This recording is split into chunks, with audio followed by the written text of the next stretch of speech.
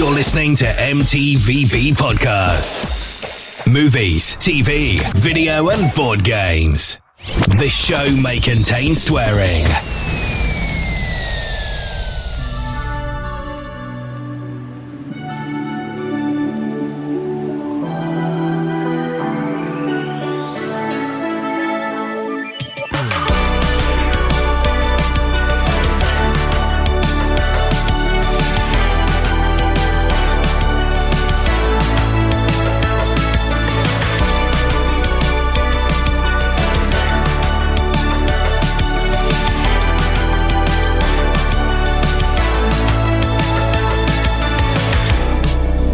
Welcome to a brand new episode of the M.T.V.B.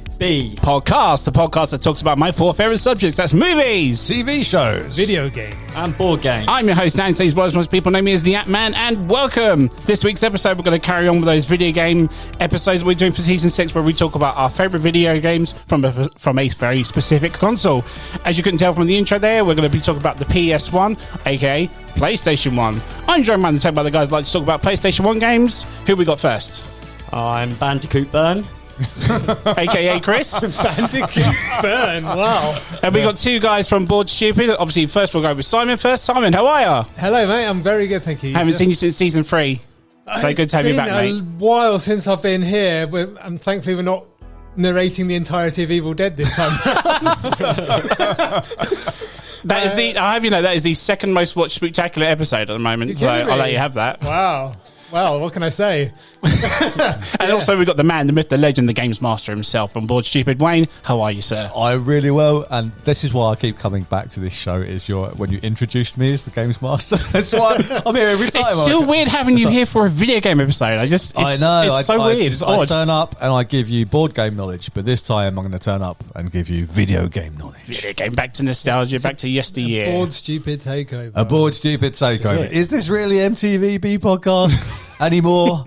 The numbers say otherwise. The numbers say it might be bought out by Board Stupid at some point. Board Stupid and a squatter. There we go. So obviously we got Board Stupid here, guys. Please talk about your podcast, your YouTube channels. We'll plug it in for us, please. Yeah, magic. We are Board Stupid, spelled B-O-A-R-D. You can find us wherever you can find it, your favourite podcasts. In fact, almost anywhere on the internet except OnlyFans right now, although who knows. Tom is insistent on it happening. Tom is insistent, was it board games outside of the box? I don't know. Whatever. So find us on YouTube. We're going to add more content, and we're going to be going to UKGE this year with the Ant-Man himself, and you'll find our reporting from there as we're pressed this year. We've got press passes, so we're well hyped for that. Nice. Yeah, all the board game background. As much D&D as we can fit in. We've got a new campaign starting. So yeah, we'll be talking about that as well. We'll do some highlights on that, I think. We definitely got to do that. So yeah, there's plenty of stuff. You can find us mostly on the internet. Yeah, please give them a go, guys. I myself have been on a few episodes of them. If you love your board games, other geeky stuff, please give them a go. Please. So, PlayStation 1 games, guys. How hard was your list for this episode? It's not done yet. Yeah, we're all sat here belly aching. I've tried to convince Ant to make it a top 6. No, I know. No, we can't break rules. There's at least one that we all want to add, so I think it's reasonable. But apparently, no. No. It's been brutal. We have to slay. We get honorable mentions. We have to slay a baby. It'll be fine. Yeah, we have to. Yeah. Baby. Which one of my favourite puppies do I want to drown in a lake? Eeny, meeny, money. Oh yeah, sorry, buddy. Yeah. So this is one of the toughest lists I've had to do. Genuinely. As with most top anything, I will caveat this with subject to change, and these are the ones I settled on as I wrote it down. But yeah, those honourable mentions are as good as it's going to be on top of the list. Really. Half the episode is going to be honourable mentions, really. It has to be. I mean, the PS1 was such sort of a key console in my growing up. It's just such a part of. I think in all of us, really. Big change in the gaming market. I think we were all like 12, 13 when it came out, and all like in the middle of it. Yeah, literally 12, 13. Yeah, and that's 90s. Like we're all growing up and finding ourselves, and becoming, teenagers, and it was a really formative experience. Like that whole console. It was one of the happiest days of my life seeing a PS1 in the flesh, which was kind of going to be mine. Yeah, it was Yeah, what a console. And It we're sat here saying, "Oh, it's so hard to choose." No wonder. There's over 4,000 games released. Was there? for it. I was going to say, does anyone know the actual number for it? But Well wow. over There was a four- lot of it's shit. Absolutely, yeah. I'll have you know, Spice World's a great game. You know, and there'll be That's number one. It's all shit. 100%. there'll be a vast number of market-specific things. Obviously, being a Sony console, Japanese market had very specific things that never saw the light of day over here that will add to that count. But Definitely. Makes sense, yeah. Definitely. we're still talking a good couple thousand in the UK market, I'm sure. Yeah, Wow. yeah. You're right, Chris. There was a lot Well, we of probably got the chaff as well. 1,000, and then Japan had the other 3.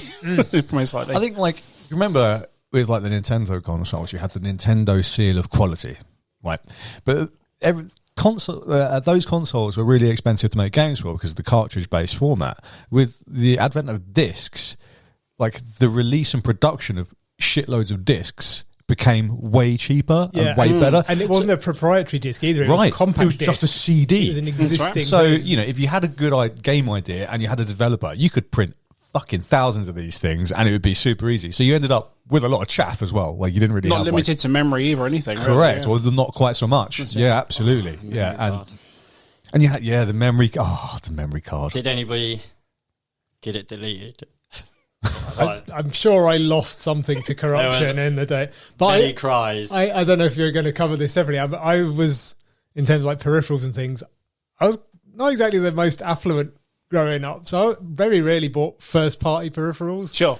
So I had like the weird, dodgy GameCon Gen whatever. The second controller that sucked. Yeah, not the non-official You one. could feel it, the plastic like bending, and With locks that can land a plane. but it was like 12 quid instead of the official 25. Yeah, or whatever. 25, absolutely, 29 yeah. quid, Well, why wouldn't I? And then I had a double layer memory card thing, and you had Like to a hold Logitech down some god awful weird like contortionist controller button press, which is switched between the two halves of the memory card. I'm damned if I can remember what the Wasn't there buttons one are. with like little switches on the top of it? There and were, they're, yeah, like manual turbo toggles. mode or something, Yeah. or whatever it was. Never worked.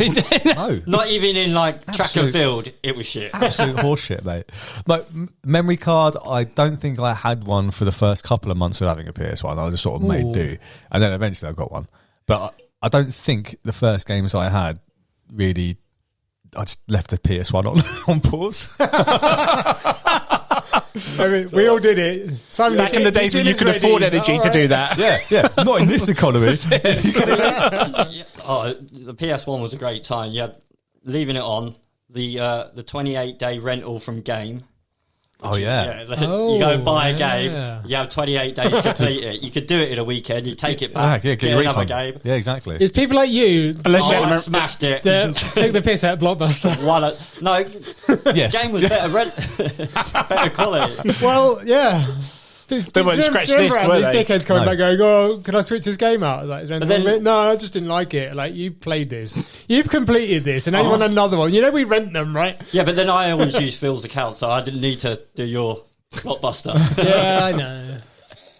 What Nice. console? Oh, So- no, it was great. I loved the PS1. Yeah. We're going to a few questions before we do the top 5. So obviously the first question would be, just tell us your history with it. Like, how did you come across it? Did you buy it opening weekend, or did you ever do what most people did, was rent it from Blockbuster as all? Well, no, what's it? My mum had just kind of got a new boyfriend, and we were going around to visit his place. And I walked in, and there it was. I spotted it straight away. The PS1 sitting under the TV. That's the coolest thing I ever. looked at mum and I was like, "Yeah, he's all right." The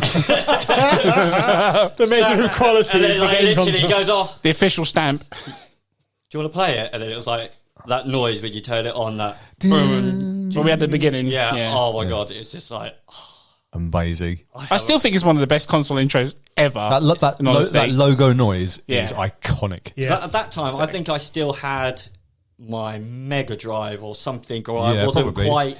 There was a gap where you didn't have a computer between, or something, because I wasn't playing it.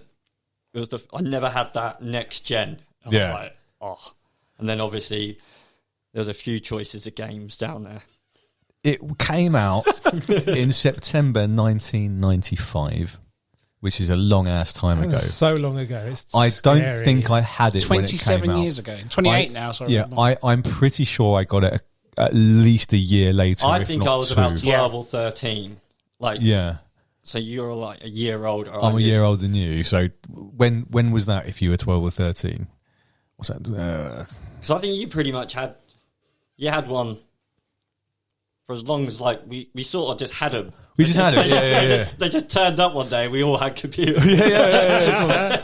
If Can you tell we're old listeners? Yeah. There's like this, Genuinely struggling to remember. yeah, our there's teenage this hazy couple of years where I didn't and then did have one, but I'm pretty sure I didn't get one when it came out. It was like No, neither of them. Mine was a good year or so till I got mine. They were well expensive, and like yeah, that's true. honestly, you thought it was going to flop. There was no way. I thought the Saturn was going to smash it. I thought there's no way in hell the PlayStation was ever going to do. That's true. This But was then the again, same period as the Saturn was Sega, wasn't it? Yeah. They were a hefty competitor for years, so I'd I been- was vice versa. I thought fucking hell, they were going to knock this out of the park and beat them. I've been Sega all that time. You know, like the game. What was it? Game Gear and the Mega then Drive, the Mega yeah, the Drive, Master System for that. Like, and I played the Master System, and then obviously I wanted to get the Saturn, but I couldn't afford that. Thank God. yeah, The Saturn was like more even like another level of expense, wasn't it? Yeah. it's very expensive. That's the thing, because Sony came onto this scene as a new console competitor at that time. Well, they wouldn't- we don't think about it now. They're No. like the major player, but back then that was brand new for Sony, so it was a risk to And They, buy were, it. they Wasn't wanted to it go for Nintendo, weren't I they? was They were going to say, going to wasn't join it a it. team up of some sort? were meant to, They were yeah, meant to. They It was meant kind to- of dicked them around, and they went, "Well, It's meant to be the Sony Fuck you. the Nintendo CD or something like that. Add-on by Sony. right. That's right. And then they said no to them, and then they went to Philips. Philips said no, and then I don't know if you remember the Philips. They created the 3DO. Yeah, I remember the 3D. Yeah, so they went from that, wasn't it? So, but I don't know what it was. Nintendo was just against the whole CD thing. I don't know why. I don't know why either. They had I assume. Sorry, go ahead. that was their thing, wasn't it? That was their like patent. That's their It was trademark. that, and I think in part it was an anti-piracy thing. That's because exactly what I was going to say. CDs were at the point where they were getting ripped by, Yeah. you know, for some reason Phil springs to mind. It was super easy to pirate the CDs, and like back in the day, everyone used to like say, "Oh, you can get your PlayStation chipped. You get Yeah. it chipped." Yes, I Right, remember that. and then you can like play games from copied games or pirate games or whatever. I never did that, but you No. could. but it there was used to super be a easy. Sony shop in Crawley, and you could take it in there, and they would do it for you. They'd Do you chip it. remember that? I never trusted Remember it. that? Yeah. No. I never nor trusted did because I. I thought they're going to fuck it up, and then I'm without a PlayStation. Yeah, that's Yeah. what I always thought. But you're right. It's most likely a piracy Piracy. measure. Like Nintendo never went for the CD in the end. But more for them. PlayStation went on to become a fucking phenomenal console and spawned the PS2, which is the biggest selling console ever, literally ever of all time. In your opinion, around the table here, what do you think was it that kicked it off, that made it what it is today?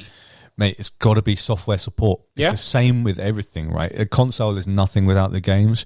And I think thanks to Sony's sort of bravery and just kicking this console out there and making cheap development kits available and saying, look, we can get this on CD, it's not going to cost you a fortune. And also, we're not going to be dicks like Nintendo and basically put you in golden handcuffs and you develop for us and fucking no one else. Yeah. It was, I think that, and tempting all of these independent developers to make games for them. Got to be a major part of it. Yeah, and once they got big developers and publishers like SquareSoft on board, Yeah. and Namco and EA, Capcom. Yeah. exactly, or like all these big Japanese developers and then some of the big European ones as well. It was just it was an avalanche at that point, because then you've got just tons and tons of good software coming out like quickly as well. Like Yeah. And the fact that its opening line was a lot of games that had come from the arcades to there. So your Ridge Racers, your Tekkens were all straight They were from there. all A year arcade later, you hits. can play them at home now. Yeah, I mean that, and plus you also got to think about it just being the right time at the right place. You know, like they released this technology when everybody was kind of like on the up. There was more money to be spent. There was there was a lot more luxuries to go in, and gaming wasn't so much a frowned upon, if you know what I mean. Yeah. Everybody sort of got behind. it was gaming going at that into point. like the new sort of like you have the Attitude Era of wrestling, right? It's kind of in the same kind of year. It's part right? of that kind of zeitgeist, isn't it? Where, yeah, it leveled up. That sort of teenage, young adult, demographic. Yeah. It really hit that hard. Or we had money, or people who were playing at a younger age started to have their own money and was able to buy their own consoles, pretty much. Well, yeah, I bought my PlayStation, and I feel like I should call it PlayStation, not PS1. I know we retrospectively now refer to it as the PS1, but it was the Back PlayStation. then, it was It the was the Sony PlayStation. PlayStation. Correct me if I'm yeah. wrong. You still have that console. As far as I know, my PlayStation is at my mum's house. I went recently, as part of research of this, to look at all the games because I'm damned if I can remember what games I had. Sure. Some I'd forgotten about. Others I thought I had weren't in the box. I do not know what happened to them. But yeah, I'm pretty sure I bought mine around kind of 13, 14, so probably somewhere in 1996. Okay. I remember spending what felt like weeks going around the shops because this was near enough pre-internet days. Yeah. Yeah. So, you'd go to Argos, you'd go to Index. I think I went to Dixon. There was a Dixon's at one Dixon's, point. There was a went to Tandy and Tandy. whatnot. Did you have that up there? Woolworths, Tandy. yeah. And then I'm pretty sure I bought Comet. it in a little shop which is long since gone. It was down, the cut through in town between the old High Street and... Church Walk. Church Walk. No, the next one. Anyway, it doesn't matter. Listeners won't care. It was a little independent shop and it sold CDs, but it also sold some games console. I swear I bought it in there. And I want to say it was around £180 with Okay. a couple of games and an extra controller. That's real good. A little bit of a statistic for you. The introductory price on release in the UK was £299. Yeah, there's no way. There was no way I was. No. There was no. I couldn't even ask for that. No, For some reason, there's no I always way. thought it was more than that. But As that's I crazy. say- It's nothing now, is it? As Really? I said if you think at about the it. top, Nothing, yeah. I'll caveat this with 25 years of fuggy memory in between. but That's I think Foundations of Rome. Well, there we go. Yeah, exactly. Although, to be fair, Crocodile. with inflation, I mean, I don't know. I mean, I'm going to try and find an inflation calculator to see, the difference in equivalent of prices. it, yeah. Exactly. So, anyway, you guys crack on. I'll see if I can find that. Where are we? I was going to mention I didn't get like a PC till later 90s, obviously when the internet started to kick in and all. But before that, PlayStation was actually offering us gamers the chance to play PC games on the PlayStation, like your Tomb Raiders, your Dooms, your Quakes, whatnot. Did you guys ever get to experience those games as a non-PC player through your PlayStation at all? Or? Definitely played some of the ports. So yeah, you just mentioned Doom, Quake 2. Yep. I never really had a performance PC that could handle anything. Yeah, exactly, yeah. Arguably, I still don't now. Consoles all the way. And I was coming to PlayStation as being my first proper console. I'd Right. never had any of the old Sega and Nintendo stuff. I had an Amiga, a Commodore Amiga. Oh, yeah. 500. It's his own thing, It was kind of a hybrid almost, but didn't really share the market in the same way. So PlayStation's my first console, and yeah, getting to play some of those kind of higher tier Duke Nukem 3D. Yeah. And, the ones I mentioned, and yeah. that's the kind of thing I was very heavily into. I used to go to my mates who had a proper compact PC with 3D graphics ability. So I'd play them there, and I'm like, I really want to play this, but I can't keep going to Barry's house. There's only so many dinners his mum can make me before mine wonders where. Is he back where here I've again? gone. That fucking kid. That kids. So yeah, getting those kind of games then easily accessible without having to build a PC or It's that CD format again, right? yeah. Yeah. Able to just make portable PC games possible. Yeah. That's a bit of alliteration Just for having you. that unilateral format rather than. And Proprietary, I think yeah. it still kind of holds true now, though I'm really not in the PC gaming market in the slightest. But the idea of, I want to play games, what do I build? No idea. I want to play a new Xbox game. Well, I'll just go and buy an Xbox. go and buy it, I'll I'll go put and it in. buy a PlayStation. I didn't really play a lot of PC port games at all. I didn't really play Quake or anything like that. Not that I can remember, but I will just quickly reference my earlier point, just for the interest of the listeners. £299 in 1995. Mm-hmm. Today, in today's price, is £562. Fucking hell. Shit.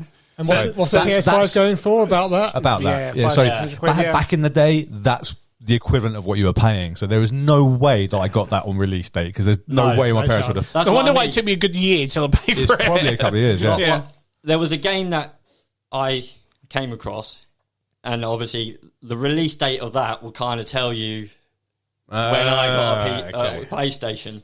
So that's how I can work it out. Okay. Okay. Nice. I'll have to work out the date. But no, I don't think I played much in the way of PC ports. And what about you? Did you play a lot of them? Like, The only one I was really into with the PlayStation 1, I kind of mentioned on the question, was Tomb Raider. Yeah. My friend had it on the PC. I believe we didn't get it till maybe a good year later. that was PC first. It was PC gonna first. say, Yeah. I never knew that was PC yeah, I it first. would was never PC consider first. that PC game. And then we got it on the Saturn and the PlayStation at the same time. It ran better on the PlayStation, but the fact that I could go hang about, I don't need this mother of a computer to play this. Yeah. It looked exactly the same as the PC port, so I was just like, man.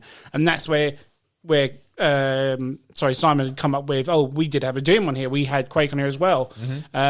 So again, instead of asking my parents for £600 plus PC, I've got a $299 console that can just run it for half the price. So that I was well into it. It's amazing the amount of stuff that thing could run. Because I'm just looking at this now at some stats, right?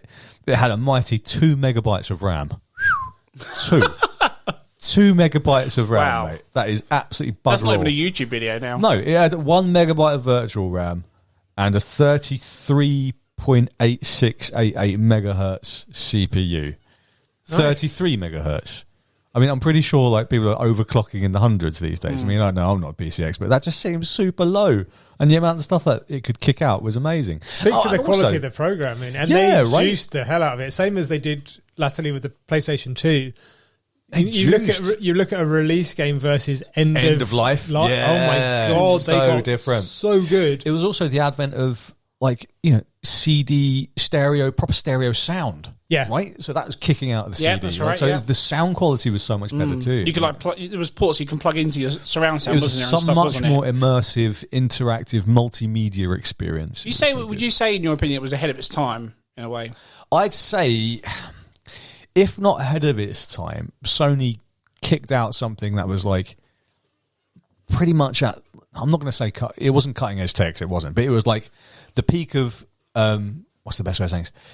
Peak of being able to do mass market tech. Yeah, I think they kind of epitomised what a lot of people wanted. Yeah, in and one when package. we can make something really high quality for the time for this price, which will be affordable, and we're going to make it to directly compete with the big players. Yeah. And they made such success out of it. I mean, yeah, it's phenomenal. Yeah, I think the thing that was ahead of its time was probably its capturing of the zeitgeist. Its marketing was amazing. Like it was really that young adult marketing. Video games aren't for kids anymore. No, but they took it a bit from Sega. Like they took They a did. little bit how they took their marketing and then just Took it to the next level a little bit. Yeah, we mentioned that on the Mega Mega Drive episode, didn't we? Yeah, we did, they had yeah. a formula, Yeah, and they went for it. yeah. Edgy, because I remember the Wipeout one. Yeah. It was like, it was just solid. It was like, So good. So did you guys ever play a game where for the first time you saw a VFX sort of movie start to the game, or a cutscene as you would for the game, and be like, good fucking God, this is amazing. Is it? And it was, if you can, if it doesn't spoil your top 5, was there a specific game that you can remember that just like, wow, this is like the future of gaming now? I can like... There is a number of games that would spoil my entire list. I can't say. Right, yeah. But just as a general answer to that question, that sort of pre-rendered video, Yeah, like a cinematic intro. Yeah, so right? that's what I was thinking of, Yeah, yeah. that sort of cinematic intro that always It blew looks my so fucking real. mind. Yeah, always. I mean, you look back at it now, it's like terrible resolution and blah blah blah. But when you're there in the moment, it was incredible. I've never seen anything like it. I mean, I'd gone from like the SNES or the Mega Drive, which was cool, but it wasn't. It never had that, did wasn't it? that. It wasn't fully realized 3D imagery. Nothing like the power or even really the outlook for it, I don't think. Maybe, I mean, probably individual developers back in the 80s, early 90s were like, I really want to do this thing with... There's no way they could fit it on that little cartridge. No. As I said, you get 750 megabytes of storage space on a CD. You're like, That's quite a lot for that's back in the day. 100 or so for music, like proper stereo music. Yeah. And then all of the rest is graphics. Yeah. There's not much. I mean, I stand to be creative. I think a lot of the disk space was graphics, and latterly, a much smaller amount was the game mechanic, as it were. But you just pointed out the music side of it as well. Where all these games, because of the CD base, majority of these games are kick-ass soundtracks. I'm going to come back. I'm going to come yeah. back to it over and over again in my list of That's fine. the music. No problem. It's Yeah. kind of the thing that the people always say smell is one of the strongest memory kickers. For me, music, which is Chris is thankfully playing for us. As the alarm's going off. I do apologise. Whilst you're there, Chris, is there a game you can think of? Have you got somewhere to be? It's on silent as well, so I don't know. But it's the alarm, mate. It's the alarm. It does, yeah. They'll get you. It does, yeah. Whilst you're there, Chris, have you got a game? Yeah, in no. mind? Basically, they are on my list. Every single Okay. one, mate. Like Pretty. the strongest memories of mine are on my list. So. Is there? Can I think of what? And I think there were some that used kind of the in-game graphics engine, and then others seem to have like a standalone, like they pre-rendered CGI or whatever. Like, and it was phenomenal, absolutely phenomenal. Yeah, no, it pretty much makes my list because it's what kind of. Yeah, it's all right. We'll come back to it. We'll come to that. Yeah, we'll come back to that. We'll mention it. One I do have in mind, I'm just going to say very quickly, I don't think it'll be on anyone's list, was a game called Soul Blade. Does anyone remember it at all? Yes. I just mentioned that. Practically a Tekken with weapons, wasn't it? Soul Blade but was the opening amazing. to that fucking game with the song and every fight had its own little bit, and it's like, good God. And there's a scene where one of the girls is running away on a horse with this massive castle blowing up behind it. I was like, oh my God, this is mind blowing. I was that kid that's like, I know you've got SNES, but I have to show you this. Yeah. Look what this fucking machine can do, you know? Was that the game that became Soul Calibur? That's it, yeah, absolutely, yeah. Yeah. It's fucking good. But that was one of the best ones ever. I'll never forget that. No. Simon, you touched on the other question very quickly, which is about the accessories. So, memory cards. Yeah, Did anyone had start to. off with one? Or I think I got one later, but you had to have one. It was like it was mandatory, right? Yeah, unless you're playing a game that has no save progress, like it's just I don't know. I can't even think of a game that wouldn't. Part of the drawback of the disc format. There's nowhere to save the data. Right, you can't save it to the disc. And there's no internal memory on the console. Yeah, there was no memory on the console, so like you got to bolt it in there. But no, you had to have one. But again, that was kind of ahead of its time because you can plug a number one on the other side, and you could transfer files over. Or do you remember when you actually looked in the memory cards, you had the little icon that moved? Right. Yes. And it was for that game, like again, Crash Bandicoot, for example, you'd see Bandicoot move around. It was like a little GIF emoji. Yeah. But do you remember when you deleted it and he could be like, like to pretend he died? Can you imagine being the guy in the company that has to design the animation for your memory of your game being deleted? Yeah. So good. It's crazy. So weird. Well, I think I ended up having a couple of them because you'd fill it up fucking quick. They were almost done in like blocks, weren't they? That's right. And the memory card had 15 blocks, and then some games needed 2. And like, whoa, this game needs what the fuck? 2 blocks of data. Yeah. And you mentioned the multi-tap. Did anyone ever have that for their PlayStation 1? Not at the start, but I think we eventually, either you or me, I had it. Yeah, because FIFA mostly, wasn't it? FIFA and Micro Machines. And Micro Machines, nice. Yeah. I think that was the main difference between the N64 and the PlayStation 1 was the N64 had just 4 ports native to the machine, so multiplayer just felt so natural on the N64. I think that was a big seller, wasn't it? That's right. And me and Chris mentioned this before the show. PS1, because I don't think I got a multi-tap at the beginning or even it was a while after. Multi-tap came because of the N64's dominance on so how they done it. So they were like, we need something to compete with multiplayer. Yeah, but the PS1 was more solo gaming for me. It was solo. Yeah, like all about me. My list reflects that. Well, a lot of it was like a lot of you because it was a case of you all had pretty much the same games, and it was a case of if you got to that bit, you're like, you're still there. It's the shit. It's the equivalent of like it's the water cooler discussion of like of the TV show of the week or whatever. Yeah,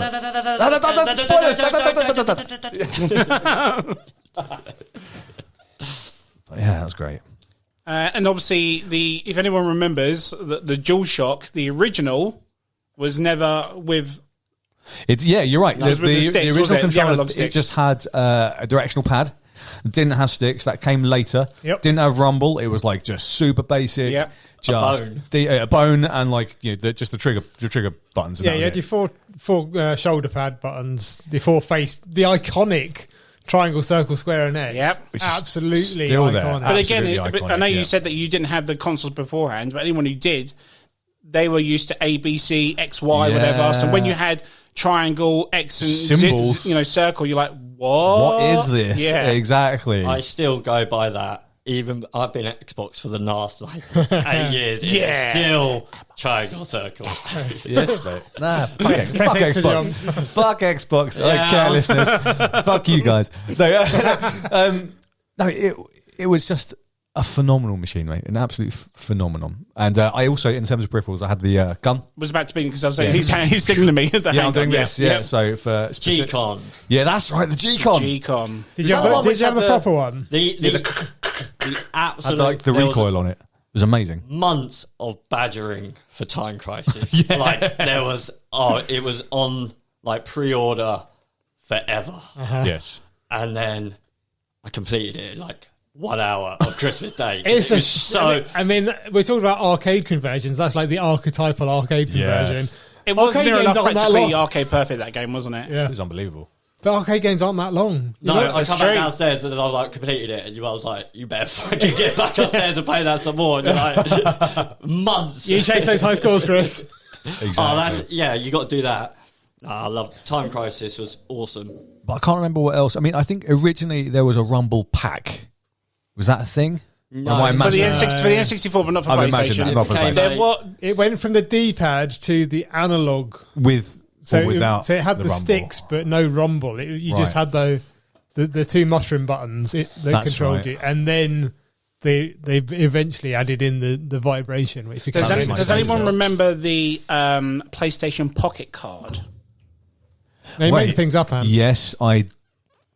No. It's all right to not know things. No. So very quickly, if you remember when the Dreamcast came out, their memory card came with a D-pad and two little buttons on it, didn't it? And it can connect into the controller. The VMU. Yeah. So they've done the same thing, very similar to the very end of the lifespan of the PlayStation, where it was essentially a memory card, but it had a little screen. It would flip up and it would connect into there. That's it. Yeah, that's right. Yeah, that's the one. And it literally was that, but it was essentially a Tamagotchi for a PlayStation, if you will. The only reason I know that is because I think Final Fantasy IX had a little thing that you could do with it.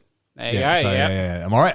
Yeah. So that's the only reason I never had one. Yeah. Did you have one? It wasn't. I never had one. No. It was pointless. But I did mention an Just episode once before. I mentioned very quickly, but I had a controller specifically for Ridge Racer Type 4, which had a massive steering wheel in the middle of it. You had the was it Negcom? That's it. Like That's the one. Oh wow! Yeah. You had that thing. Thing felt so dumb. It was I remember ridiculous. seeing it and just going, no. It was really good, but it can only work for 2 games. Yeah. So Yeah. I put I think it was 120 quid into this for that and a controller at the time. Again, which is wasn't there a controller that was kind of split in the middle and you almost twisted the two That's right, yeah. halves? Yeah. Man. It doesn't feel like remember it should that. be something that should exist. But the things though, this was a time of innovation as well, man. This is it, good, exactly. Yeah. Real good. I've got nothing else on that, unless anyone else wants to jump something on that, and then we can go straight to the top 5s. I don't know. I mean, I don't know if this will be on anyone's top 5, but I want to ask: does anyone know what the best-selling game on the PS1 was? Oh, Do you want to hazard a guess? was it a yearly release of something that has a yearly release type thing? No. Chuck a title out that you think might be the biggest-selling game, like the entirety of the PS1's life. Tomb Raider, Metal Crash Gear, Final Bandicoot. Fantasy. Okay, what do you reckon? Parappa the Rapper. Great game. Rayman. No, it was. GTA? No. I don't think it's anything good. Same initials though. Okay.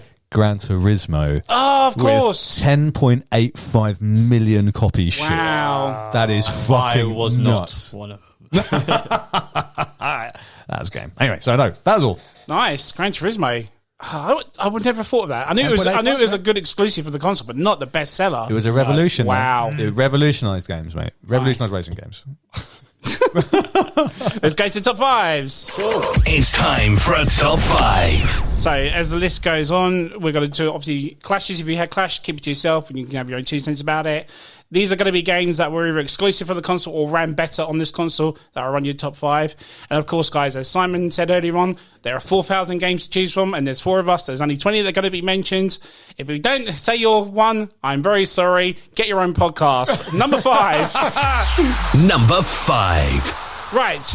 Anyone like to go first? Oh God. Okay. Go on, Chris. You go. Chris, you always go first. I like to get it go. Well, someone else go then. Okay. If everybody. Simon, you haven't been on since season 3. You go first.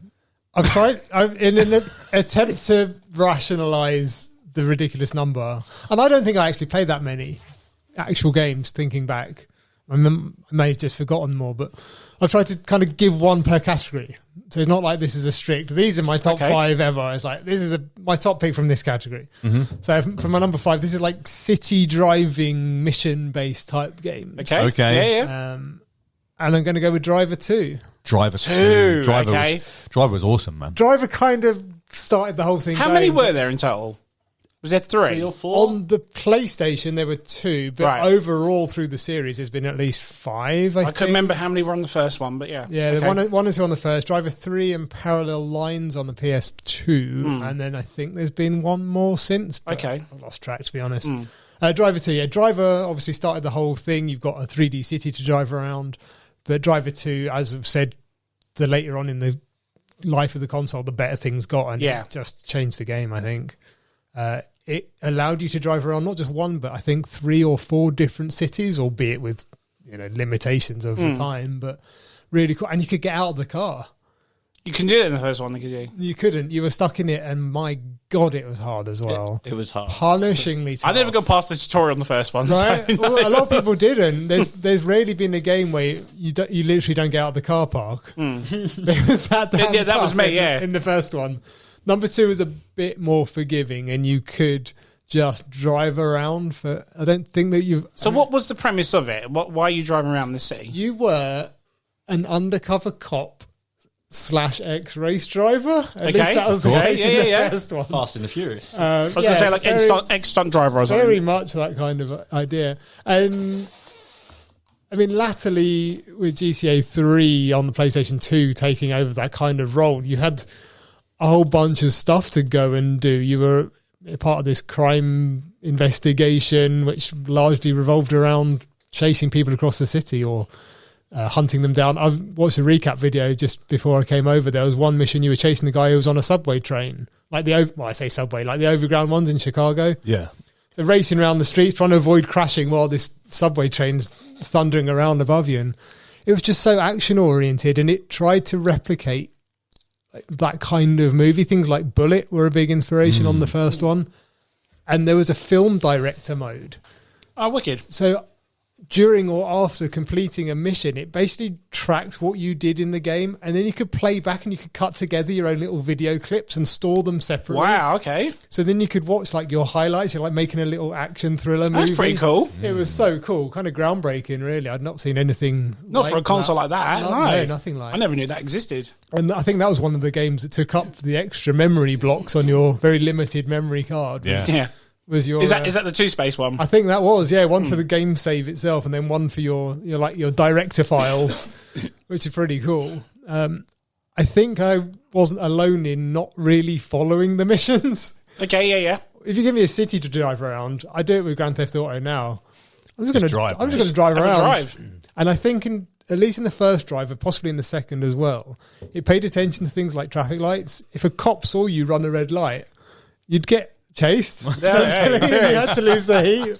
Did it ever have the radio stations like GTA at all? Or? Not that I recall. Okay. No, I think GTA 3 was kind of the real starting point of that. But it's been first of many times. I'm going to say it was a long time ago. I don't remember all of the details. Yeah, of course, yeah. Looking back at it now, the graphics were, I guess, of the time, really nothing to talk about now. Certainly looks very janky, but at the time, You as I can count say, the polygons. well, yeah, you can see the corners on everything, really. But there were people in the streets. There were lots of other cars going around. I think there was some gunplay in it, or that might have been in Driver 3. Definitely Driver 3. There was a lot of shooting outside of the driving. It was kind of trying to be more of a hybrid back then, but yeah, Driver 2. Was Driver 2 the one when you say you got out the car, but you were smaller than the car?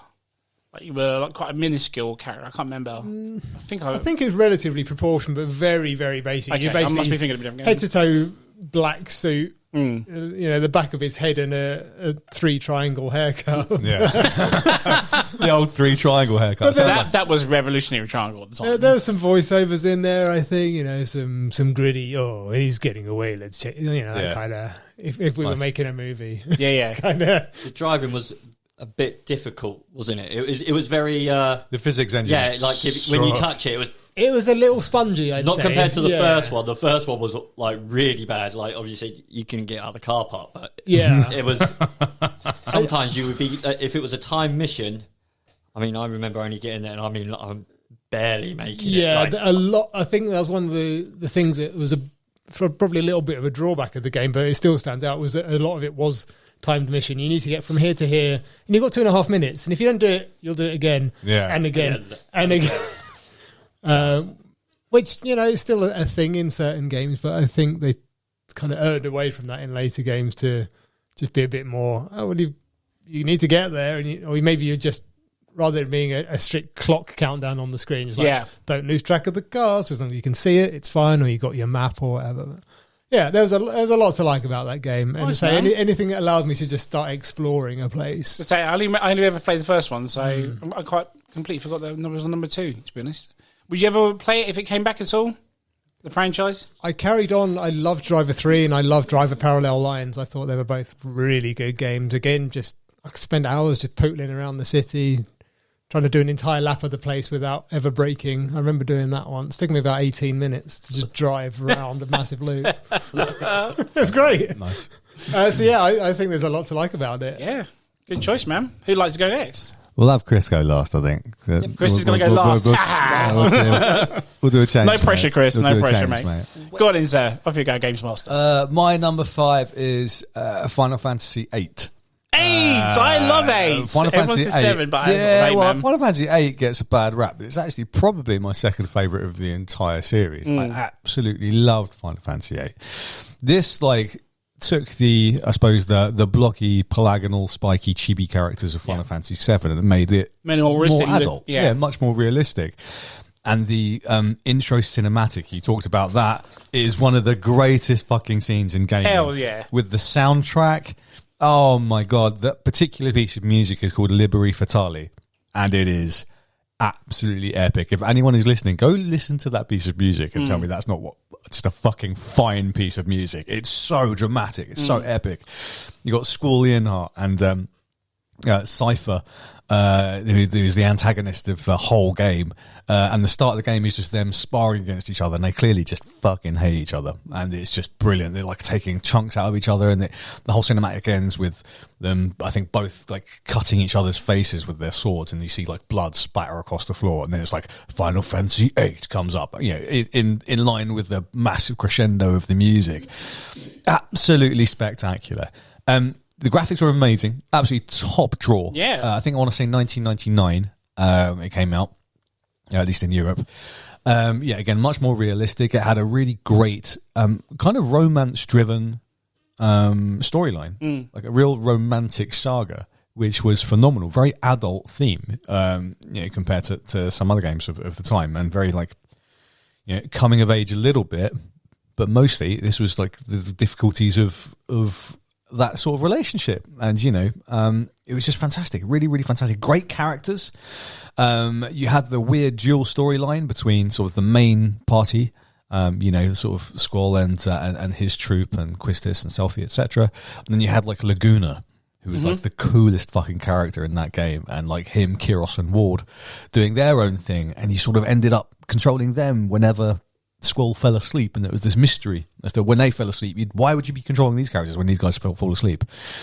Absolutely phenomenal, and just some brilliant spoilers that it's just you need to go and at least read a synopsis of the story. It's such an underrated Final Fantasy. It is. No one likes the junction system, which is I think where the beef people have with it, and also the fact that normally in RPG games you grind and you level up and you get stronger, and you fight monsters, and you murder the monsters. In Final Fantasy VIII, the monsters would level with you, so it didn't matter how much you grind, the monsters would just get harder. So, in fact, it actually behooved you to not grind, and instead sort of partake in the other mechanisms of the game, which was junctioning, like drawing magic, bolting certain types of magic to different stats, and that's how you got stronger. Okay. So very, very different, and I think there was a lot of blowback against that, but I thought it was fucking great. Real, real good. Yeah, I do appreciate a game that makes you want to play it properly, if you will, not just grind for numbers. It was super abstruse. I mean, playing it first time, I didn't know how the fuck it worked, but eventually, after playing, because I played that through a few times, sure, you got the real nuances of it, and then when you combine that with what is probably the greatest mini game in gaming, Triple Triad. Okay, that card game, fuck me, I wasted hours of my life playing just a card game within a video game. It's mad, isn't it? How absorbing that can be. I remember playing poker in GTA San Andreas. Just that side quest, like a side thing that was just, and it was so fucking addictive. It's like me playing Gwent with Witcher 3. Yeah, Gwent, exactly. Game, man. Gwent, exactly the same. And here's the thing: playing that sub quest, that little side game, gave you loads of bonuses that you could use in the junction system, which would make your magic stronger. So it was also like it would tempt you to keep playing it. Brilliant. Anyway, amazing storyline. Great underrated mechanisms. The soundtrack, I think, is Nobuo Uematsu's best. The soundtrack is fucking top drawer. The best soundtrack in Final Fantasy. And amazing cinematics, great visuals. Yeah. My number 5. Final Fantasy. That kind of sounded like that should have been your number 1. You went all in on that. Mate, just wait until you hear the rest. Yeah. All up from there. They're all amazing. But do you know what? When they announced the remake for 7, as good as a game it is, I want a remake of 8. Final Fantasy 8 is amazing, man. Yeah, needs to be done. Final Fantasy 8 is amazing. Anything else on that, sir? No, that's enough, mate. I'll waffle. Nice. Right, my number 5 has already been mentioned by Chris. My number 5 is Time Crisis. Time Crisis, baby. I have a little bit of history with this game because I've mentioned on the podcast a few times. Again, very quickly, my dad worked in a company that fixed arcade machines, pinball machines, pool tables, all that sort of stuff. And he come home from work one day, and I was a kid at the time, being like, "Dad, how's your day?" "Oh, you'll never guess I played this game. It's a gun game." "Okay, what's new about that, Dad?" "You can duck in this game." I was like, "What?" It's like, it's literally a gun game that has a pedal on it and you can duck to reload. I'm like, no way. And literally the next day he took me into work, and this was an arcade machine that hadn't even been officially released yet. So it was kind of like one I played before everyone else could. And when I played it, and that time when you get the little cinematic, you get the little thing where people are shooting you, then it shouts, "Action!" Put your foot down, bang, bang, bang, let go, reload, action. It's just such a great game. It was amazing. And then when it came out, I believe it was November of 97, when they announced it the year before, they said it was coming to PlayStation. It blew my fucking balls off. It's like, I need to get this game. I cannot wait to have it at home instead of punching credits into it there at home. Yeah. Friggin' love this game so much. You mentioned it being an arcade game straight away. Cited, it's a short game. This version came with an extra game to it, so it wasn't as short as it made out to be. Other little bonus things in there as well. But the thing I love about this, and it was a nice little touch from Sony or Namco, whoever done it, obviously you had to put a pedal down to do it. So when they released the gun, there was a little button on the side that would do your ducking thing or whatnot. Yeah. But they released the pedal, did they? No. If you ever put your second controller into the port, you can stand on the buttons. You can stand on the buttons, and it would be your pedal. You probably broke a few Joy-Cons doing it. But, DualShocks doing it. But good God, what a lovely little touch that was, amazing. Man. I didn't even remember that until you mentioned it. I was like, shit, you can just put your second controller in. I wasn't sure if I was misremembering it, but yeah. I absolutely do, mate. Just seeing Wild Dog when he throws off his jacket at the beginning. I was like, Well, do you remember the first boss with the big claw? Yeah. And he goes that. And then the second time the first time after you kill him, and it does that action replay 3 times. It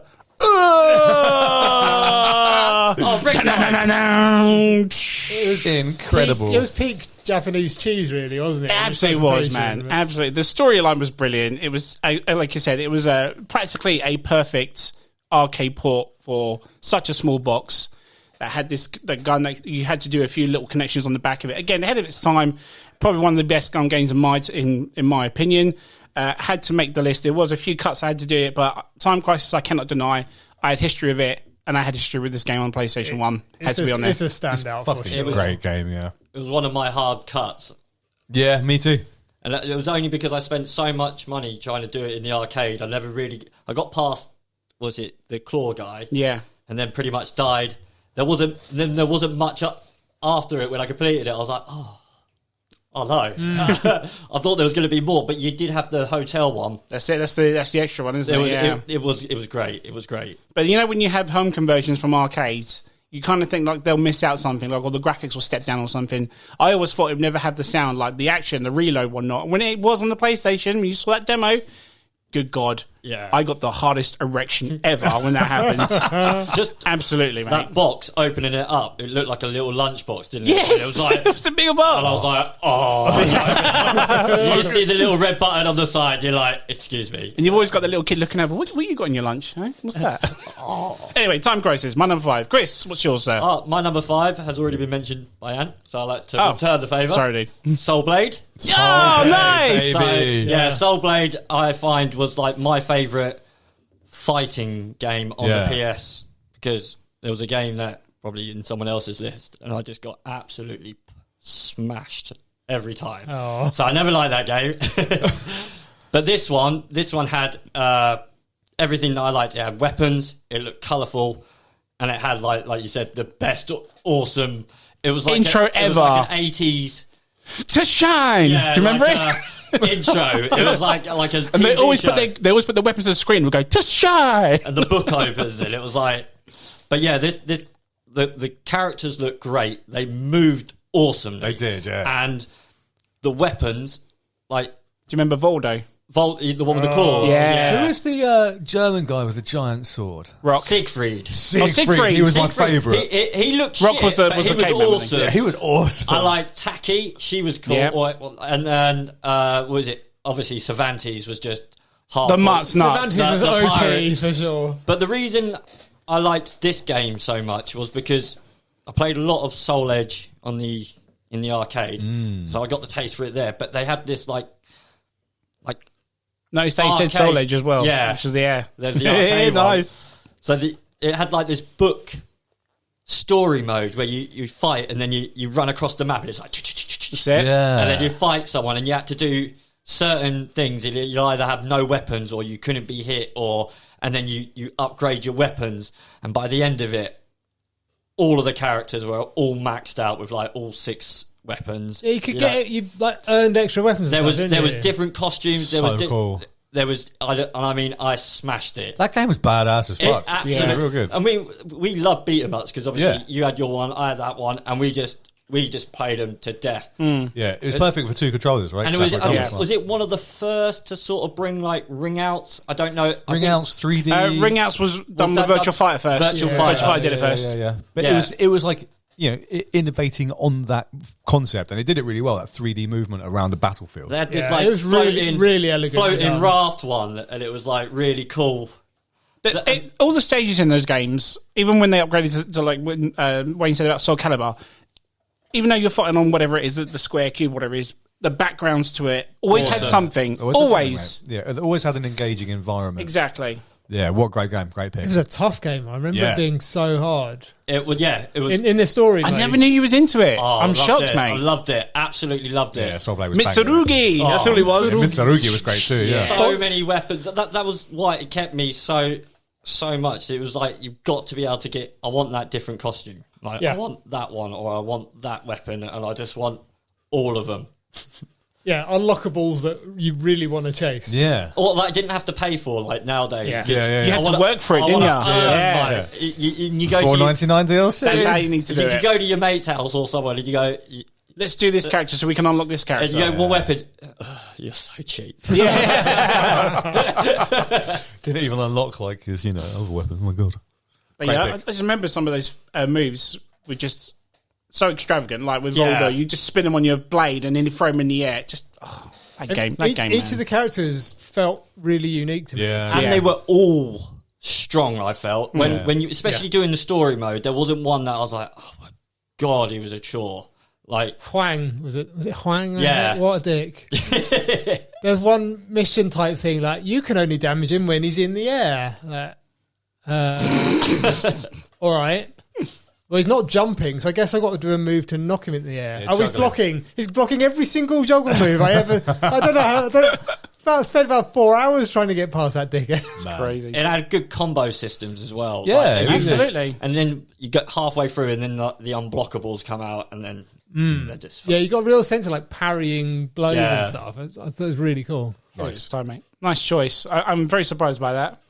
Anything else? No. no, not on that. Number 4s.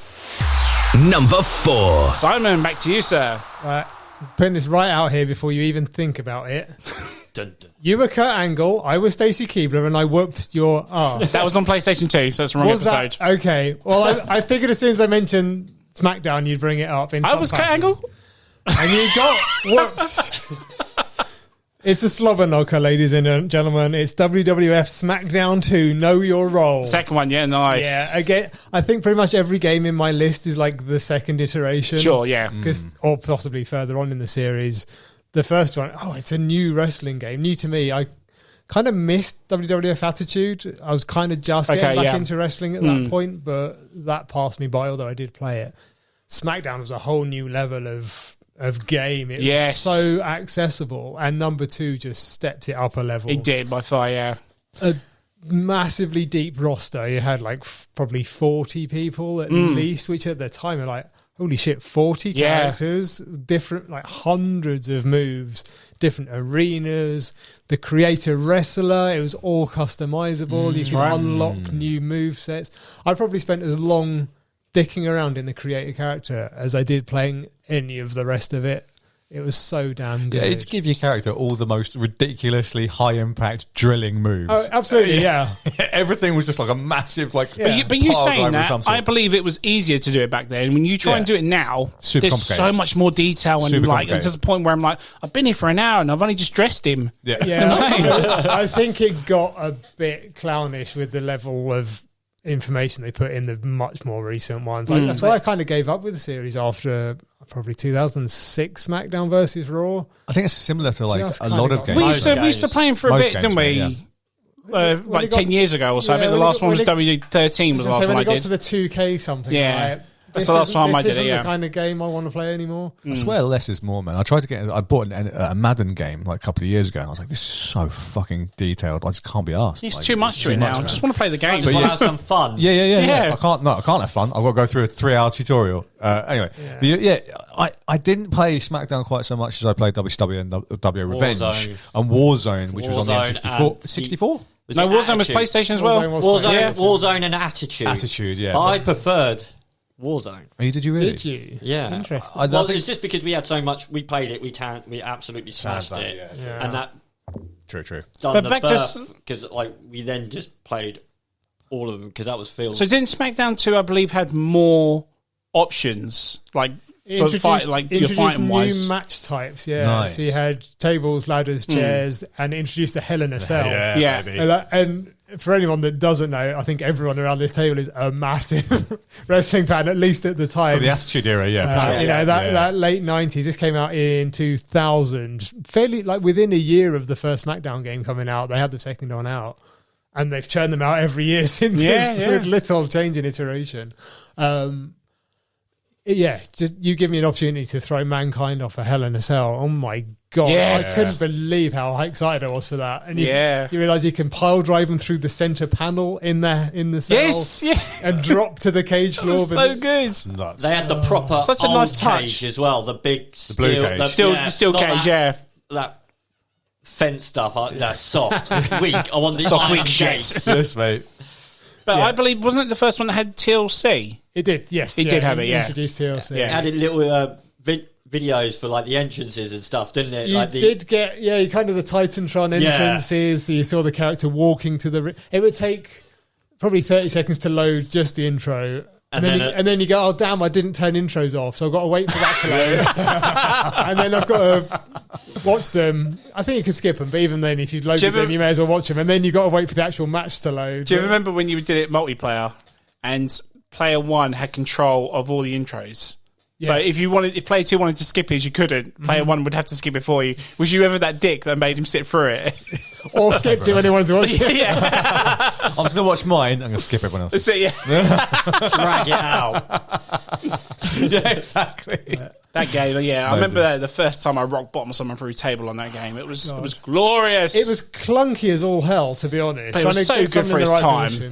This, I get to do the worm as Scotty Too Hotty. I mean, right? That was prime time wrestling time, and I was well and truly hooked at that point. So it was I think a lot of games of this era are sort of more focused on encapsulating the feeling more than like what they try and do these days, which is emulate. It's in depth sort of now, fine isn't it? detail. Yeah. I think it really did that. Like though that sort of era of wrestling games really encapsulated the feeling of wrestling. Yeah, you know, it felt really impactful. It felt like your moves had like real definite hits in them without going, oh well, his ankle's turned yellow and it might go to red and you'll be exhausted. It's like, no, it's just it still had that more arcadey edge. Yeah, that's right. It felt, and it's always been the way with wrestling games.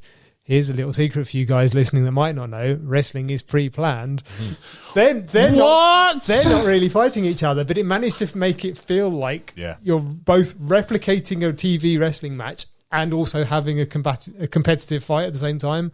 And that's not something to be like sniffed at, really. It's really quite clever to get that and to have that high energy, TV show feel. Unlike the previous games, which to my history was very limited, it felt quite kind of small. This was like, whoa, this is like real proper eyeball injection.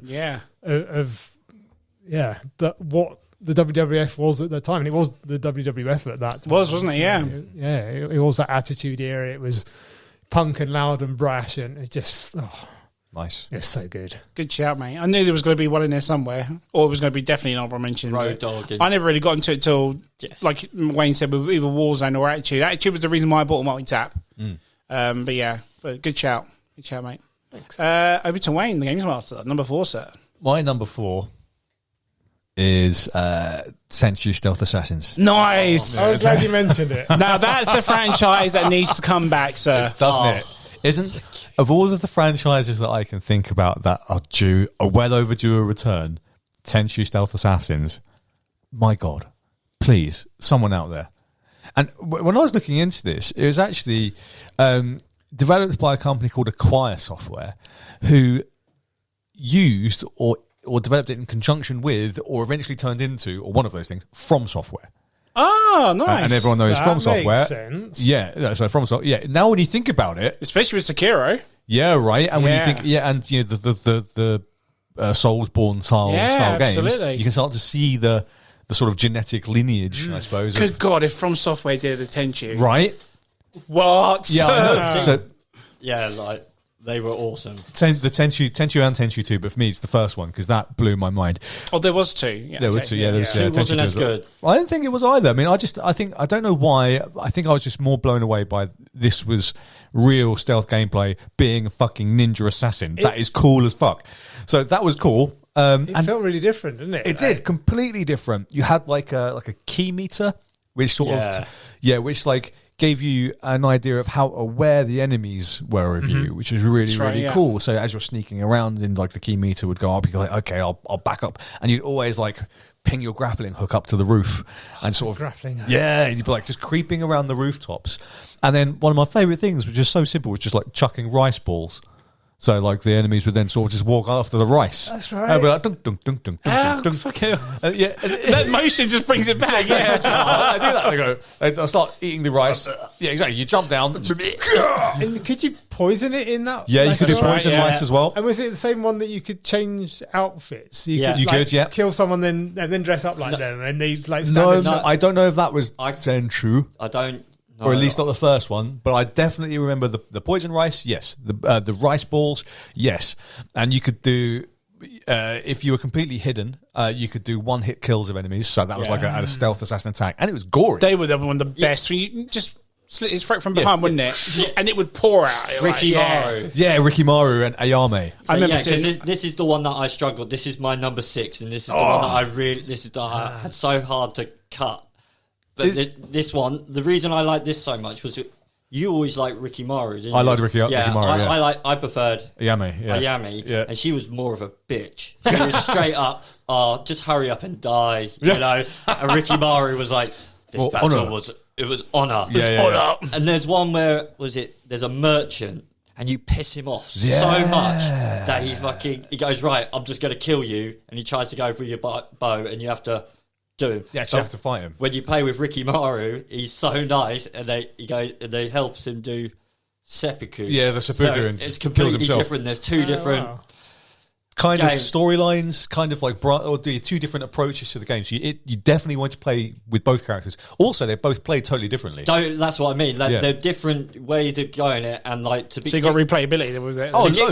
To get Grandmaster, which is what I tried to do. The Grandmaster rating was to be as silent as possible. Oh yeah, they ranked you. Yeah, they ranked you how quiet you were. Tenchu's downfall though was that it was the loading. You used to run, and then an enemy would load in the likeness. Would pop in. It'd pop in, and you'd always get seen, and then it's like back to the beginning. Yeah, that was definitely a hardware limitation, right? Because it couldn't draw far enough ahead. Yeah. So you load could see him up. So you'd have to, But it's what that whole rooftop stealthy shenanigans was so innovative for me. I mean, it just sucked me in. The atmosphere was great. It was dark. It had was one of the quiet. best soundtracks. Really fucking cool. It was dark. It was like bit like the Japanesey feel to it. It was really kind of I mean, I love that done. theme anyway. I mean, in board games, in video games, kids of the 80s and Karate Kid and all that. You're like, oh, ninjas. Awesome. Yeah, exactly. Ninjas. This is so fucking cool. This is what gave me the birth to like my favourite sort of genre of like stealth and like just going in, murking people when you don't know they're there. Yeah. It's the reason why I don't like Assassin's Creed, because they do all of their killing during Monday to never Friday, got 9 till 5. Whereas like Tenchu's only done at It's night. dark. It's like proper. Like, it's a different approach for sure. I'm I'm glad you guys are both as up on, because I was never sure it was that popular. I thought it was. No, but we just played it. We played the shit out of it. I played the demo, that one, or your demo, or one of our demos, so much until the game come out that I could do that first level. Yeah, blindfolded. in my sleep. That's exactly what I did. Yeah. And then definitely. like we both got it, and then it was like, because you played Ricky Mara, and you're like at the end you're like, oh, he holds up and he dies honourably, and I was like, I just got the fuck out of there.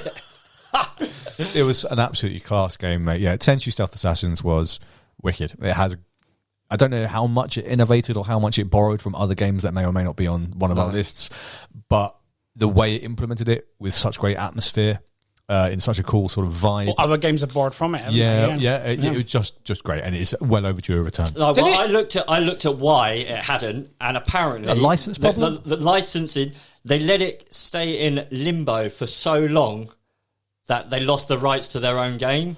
Oh shit! Oh well, that's that, and I think or the original company doesn't exist. Yeah, and sort like of in limbo. they lost their own rights to the game. Did it? I swear there was one for the PlayStation 2. Was it Stealth Wrath of something? Tenchu or Wrath it was- of Heaven. There you go, Wrath of Heaven. Was it done by the same guys? I don't know. think, but it never quite. It No, never progressed never from captured one. from the first you one, know, did it? like Yeah. it never got better. They got worse, and it was kind of like Wrath of Heaven was by a Capcom subsidiary called K2 LLC, whereas the original Tenchu was by a company called Acquire. Yes, it's definitely. Which doesn't exist anymore, I'm pretty sure. Or it turned into one of those companies or what have you.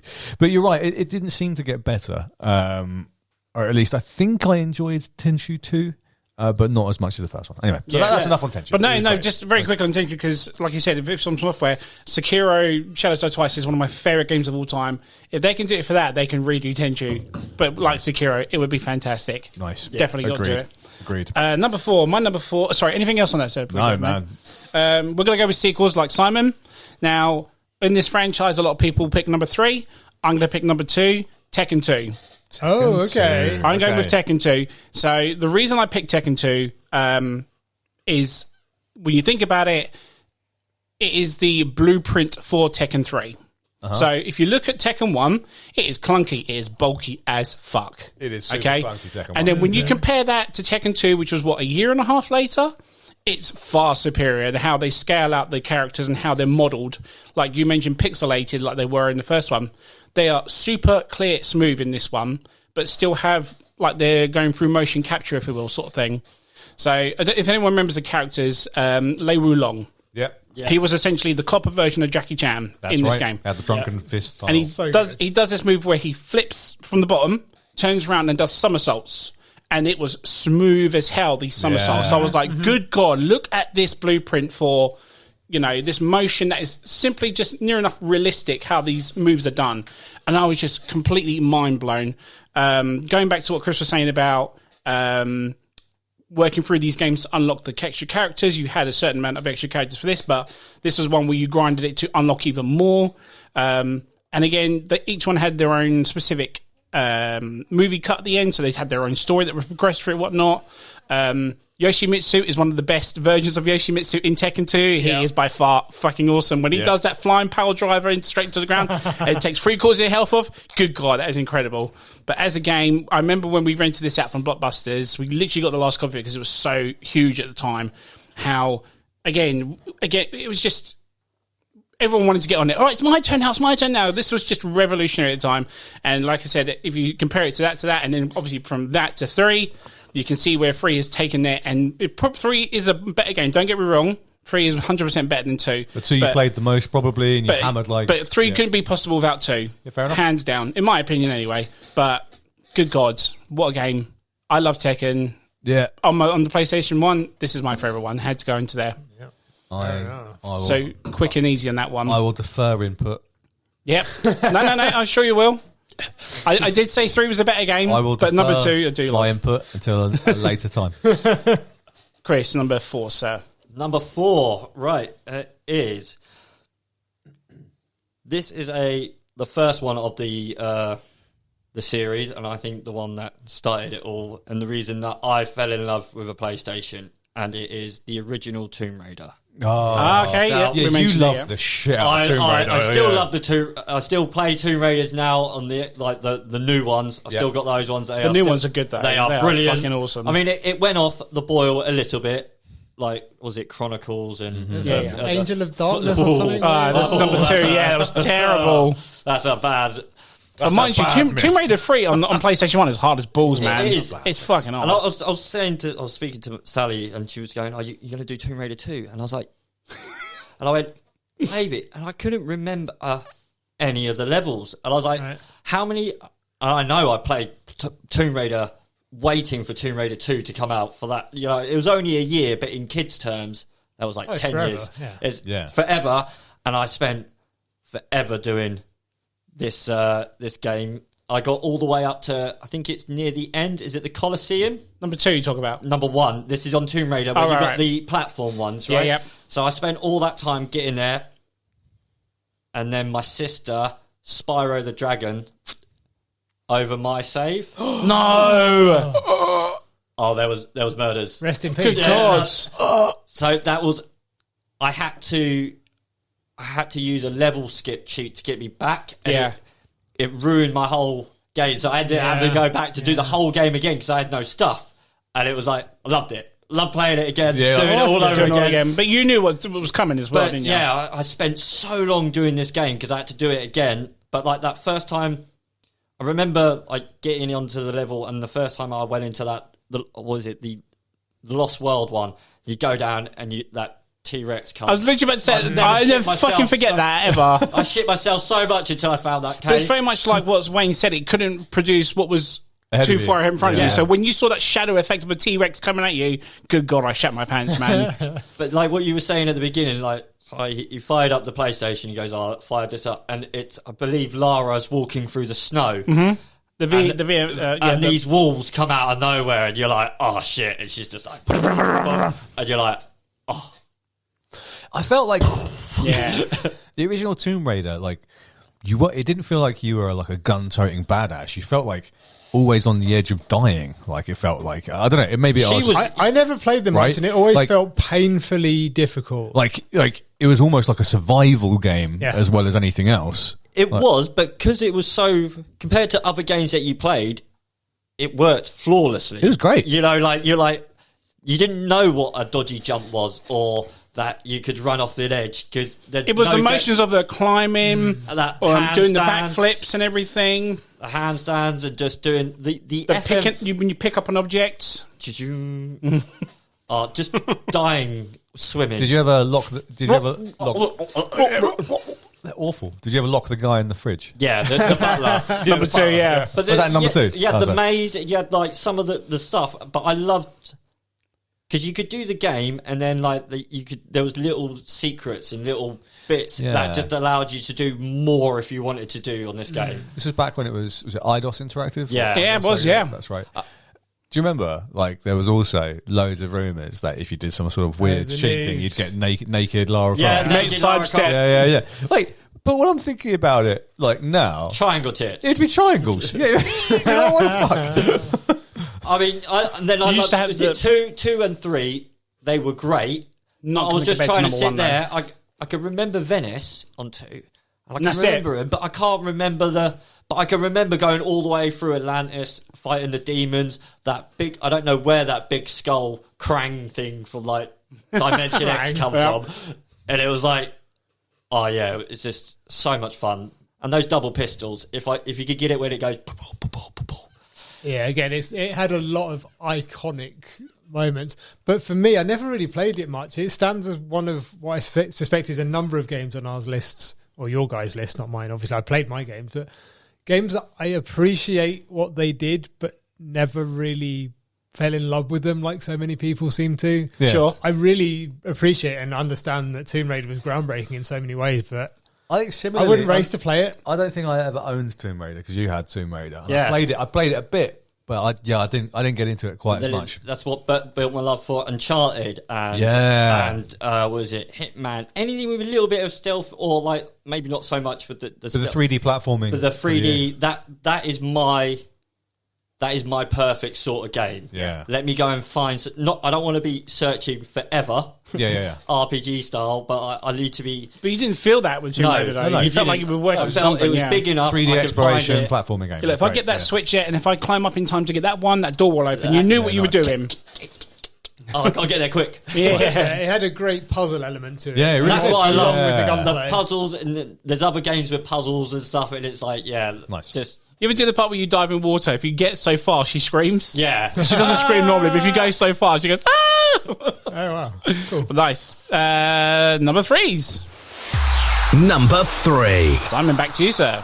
Well, you've not long since proclaimed that this was 100% better than your pick, Tekken 3. Oh, there you go. Yeah, it is a better game. I think for me, it's because I came in at Tekken 3. Sure.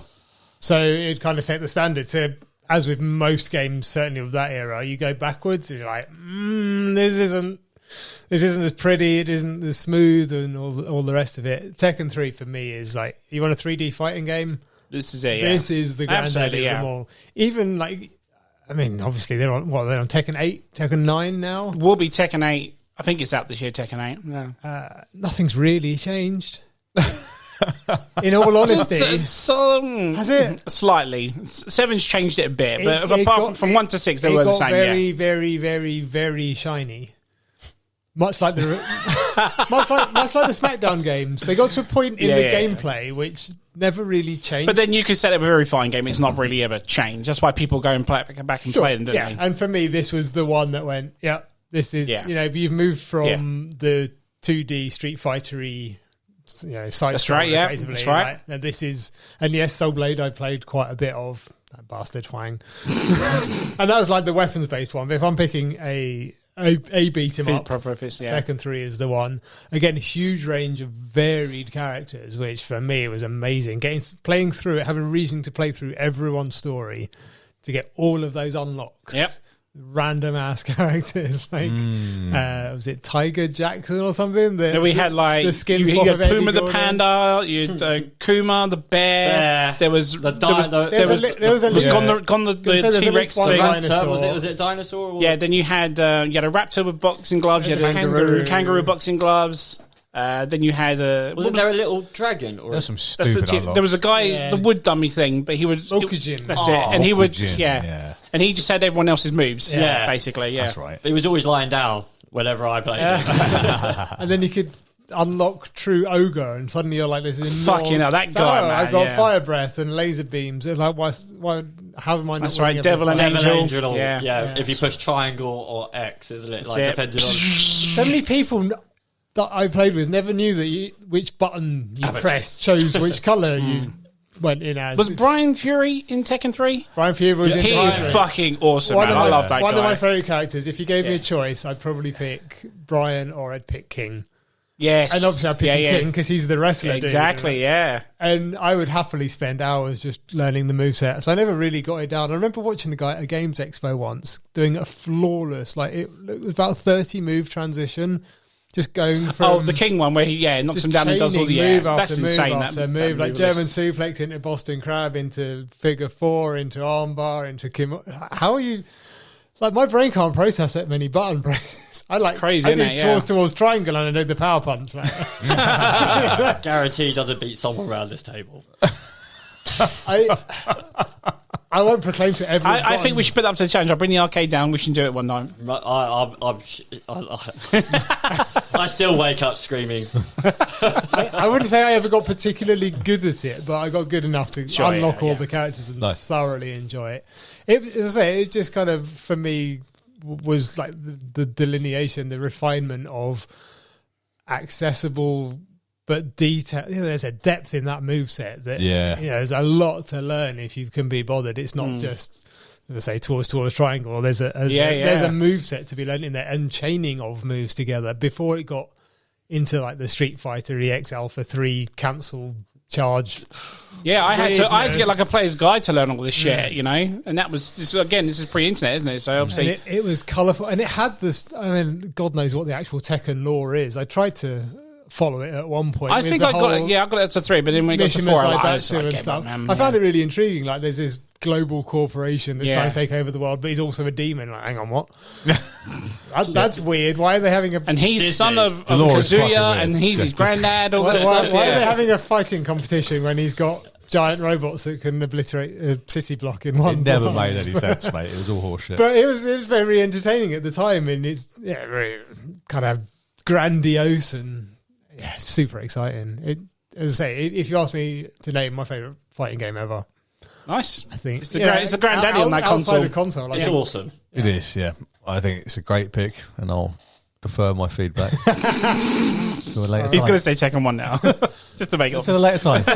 Until a later time. I've got loads to say about it. But the original Tekken was definitely, you can count the polygons. Tekken 3 definitely. Was like, oh no, this is fluid. They had Eddie Gordo's hair and his flares. Again, the smoothness of Eddie doing his moves and be spinning button masher, and just watch that guy fucking breakdance. It's insane in that game. But God, was it fun juggling people with Eddie? Yeah, it's like if you knew someone was Eddie, there'd be a button masher, but they'd never played the game. That's it. Yeah. All right. Good shout, Great sir. pick, mate. Mr. Game Master, what's your number 3? My number 3, I'm going to say 2 words to you. Right? Tekken 3. No. Well, just patience, everybody. I will say this blew my mind in such a way, right? I think I had to have a lie down. Psycho Mantis. Nice. Right, so... Yeah, I was waiting for this. Yeah, the original... I'm surprised it's 3. I thought it'd be higher. Yeah, Metal Gear Solid is just incredible. You know how we talked about stealth action, and I know Chris, you like stealth games as well. Tenchu is like amazing. Yeah, Metal Gear Solid. Gee, what's number 1, Chris? Metal Gear Solid was just fucking revolution. I played a demo of this. I think I came with like official PlayStation magazine or something like that, and it was like the Japanese version of the first level. And I, like you in Time Crisis, I hammered this demo. I mean, over and over. And I still remember it's like the Japanese voiceover and dub when Snake dies. It's like, Snake. Dun, dun, dun, dun, dun. Dun, dun, dun. Yeah, just phenomenal, absolutely amazing, and just the hilarity of just sticking yourself in a box and then creeping around in a box was just absolutely phenomenal to me. I mean, I just loved everything about that. And like, where you got your little radar screen and you've got the enemies, which are like little red dots, and then you've got their cone of vision. That was just brilliant. Like, you felt like an absolute demon. Like, I can literally, like, I can see their movements, and I can like monitor their patterns. I can sneak around and like, I'll break that guy's neck, and I'll get in a box, and I'll go under here, and I'll get through the vents. Phenomenal. And it really had a real open approach to how you completed the levels to some respect. Yeah.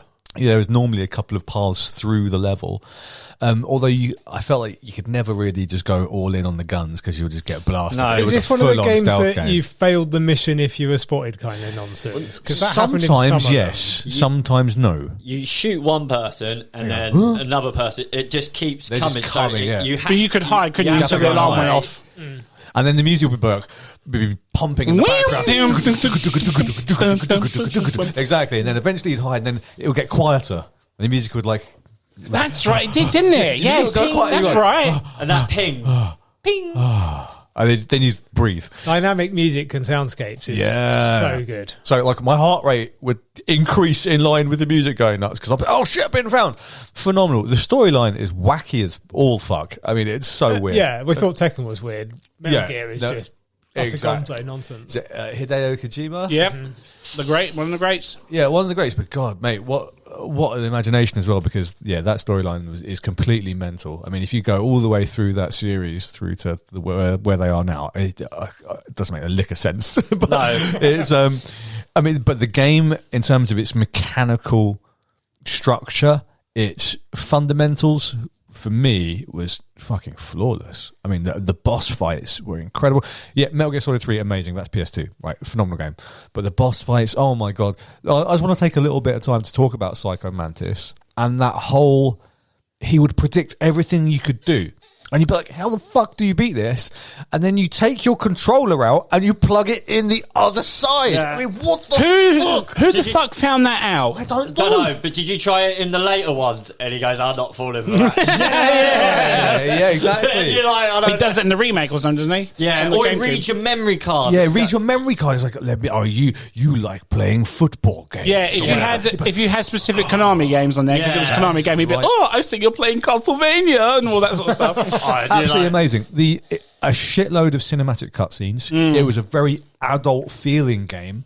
Loads of great voice acting. Is it David Hayter? Yeah. Yep. So just phenomenal. There's really gritty realism in this sort of military environment. Yeah. Yeah, just amazing. And you always had the codec. Yeah, exactly. You'd go and just superb.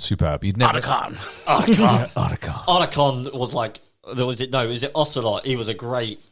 Revolver Ocelot. Revolver. I liked him as such a good. But do you remember when the first time you saw Ninja in that game? Grey Fox. Good God, I've always wanted to wear that suit. Incredible. Well, they kind of had it as one of those myths that you could get the suit because he was on the poster, but he was barely in the game. You did the whole game, not seen once.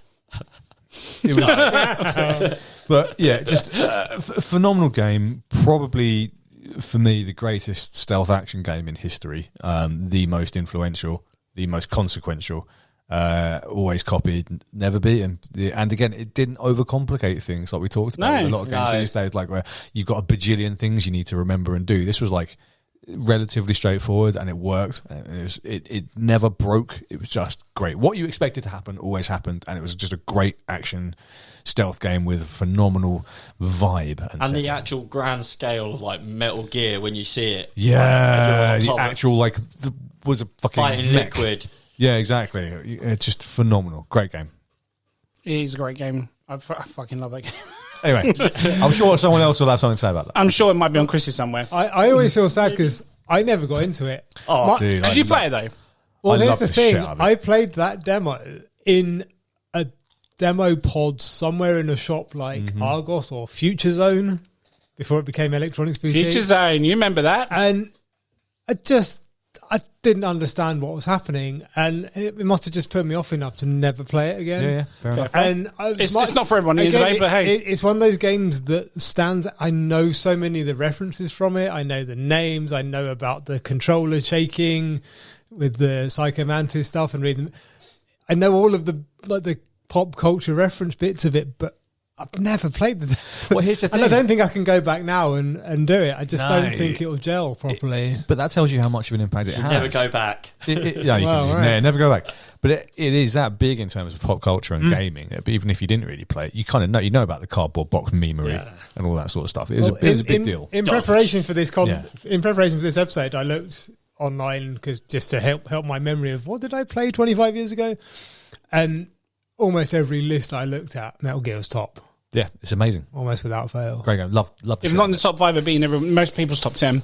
Yeah. Oh, nice. Good pick, sir. Very good pick. Thank you. My number 3 is going to be no surprise to anyone who knows me because of the franchise. I love it. It did come out for the Sega Saturn as well, but I thought it ran better on the PlayStation. Alien Trilogy. Alien Trilogy. One of the first games. Now, the reason I picked this game is because when I got into this game, so basically every weekend, when I was in school, I had a mate of mine who always had the consoles before I did, like opening weekend, whatever. And he had a PlayStation. So we would go every weekend to his house, every Saturday night to play PlayStation. Wayne, going back what you were saying about CDs, how they come out so easily and easily to make. Back in the day, if you ever thought about it, PlayStation was knocking out games every weekend. It was always there was always something out. Hit. Yeah. Guaranteed Blockbuster on Saturday night was busy as fuck because of that half the time. And we saw that. We saw Alien Trilogy. I never knew about the game or anything, but I said, we got to get this out, guys. Rented it out. And when we played it, it was probably the most terrified I've ever played in my youth at the time. And there's only one player game. There's like 5 of us on this, every weekend, whatnot. But not one person was like, all right, I want to turn, because we were engraped in this. We were like, what's going to come around the corner? Because you had your little monitor. If you're ever familiar with the movies, you had the tracker. So you had the little dot, something's coming out, or, whatnot.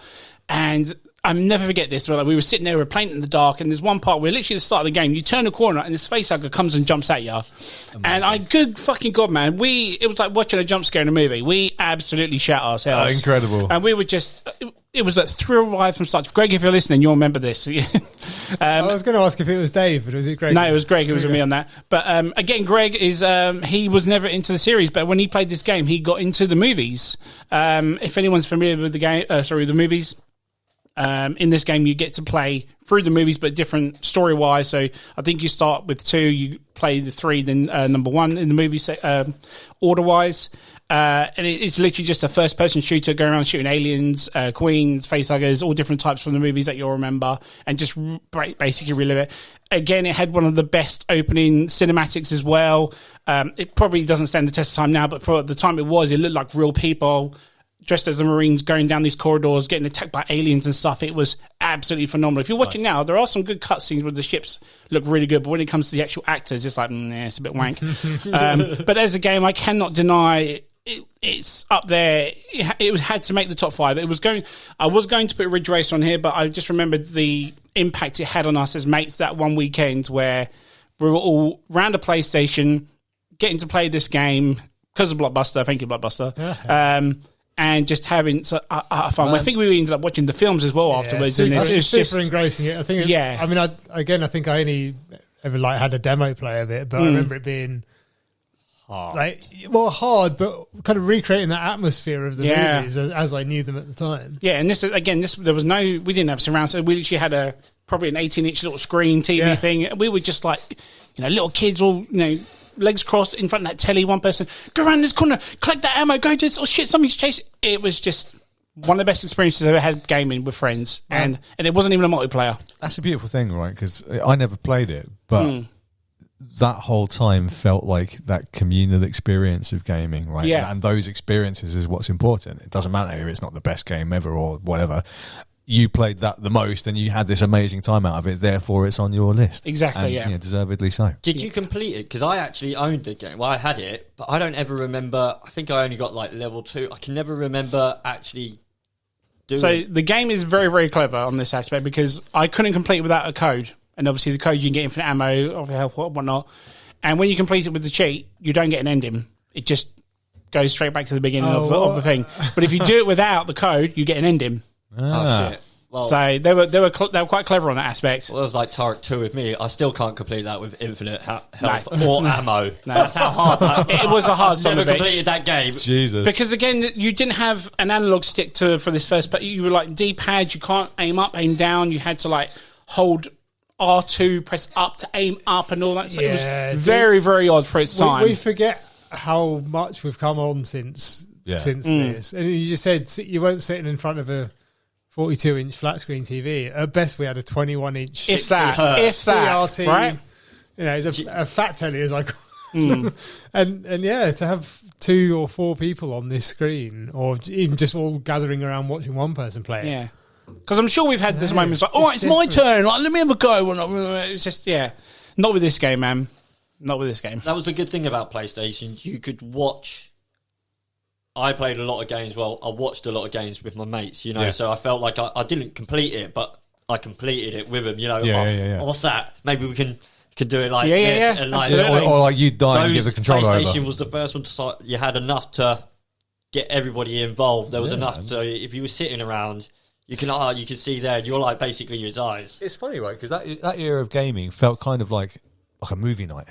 Yes, You'd have mates around for like a movie absolutely. night, but it was like a game. You'd be playing the games, and it doesn't matter if it was one player. You'd share the controller around or whatever, and everyone would be watching it. Yeah, it felt more to the point in its gamesmanship, I suppose. Yeah. Like, there was no. I mean, as much as I've been playing Fallout 76 a bunch this last week. Nice. If you watch me playing that, is tons of time just fanning around, basically. Yeah.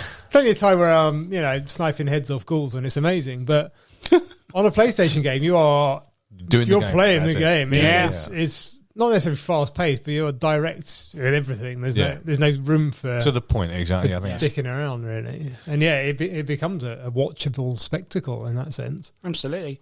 So my number 3. Let's go to number 2's. Number 2. I'm number 3, Anna. Oh, sorry. Let's not do that. Beg your pardon. Number 3. Number 3. Screw Chris. You don't get number 3. Number 2. Okay. I'm so used to you being first. That's what it is. That's what it is.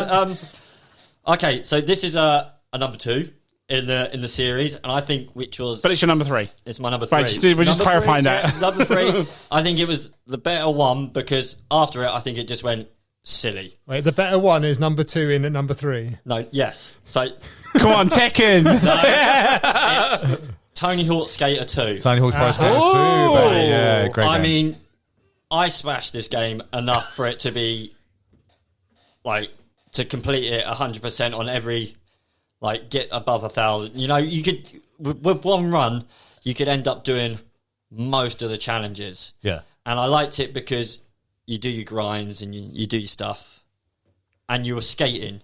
When it's in number 3, you grind a rail and you caused San Francisco to do an earthquake. It got a bit. I see. Yeah, it got a bit silly with how much you could do. It just kind of took away from the fun of skating. They took it way too far with it being.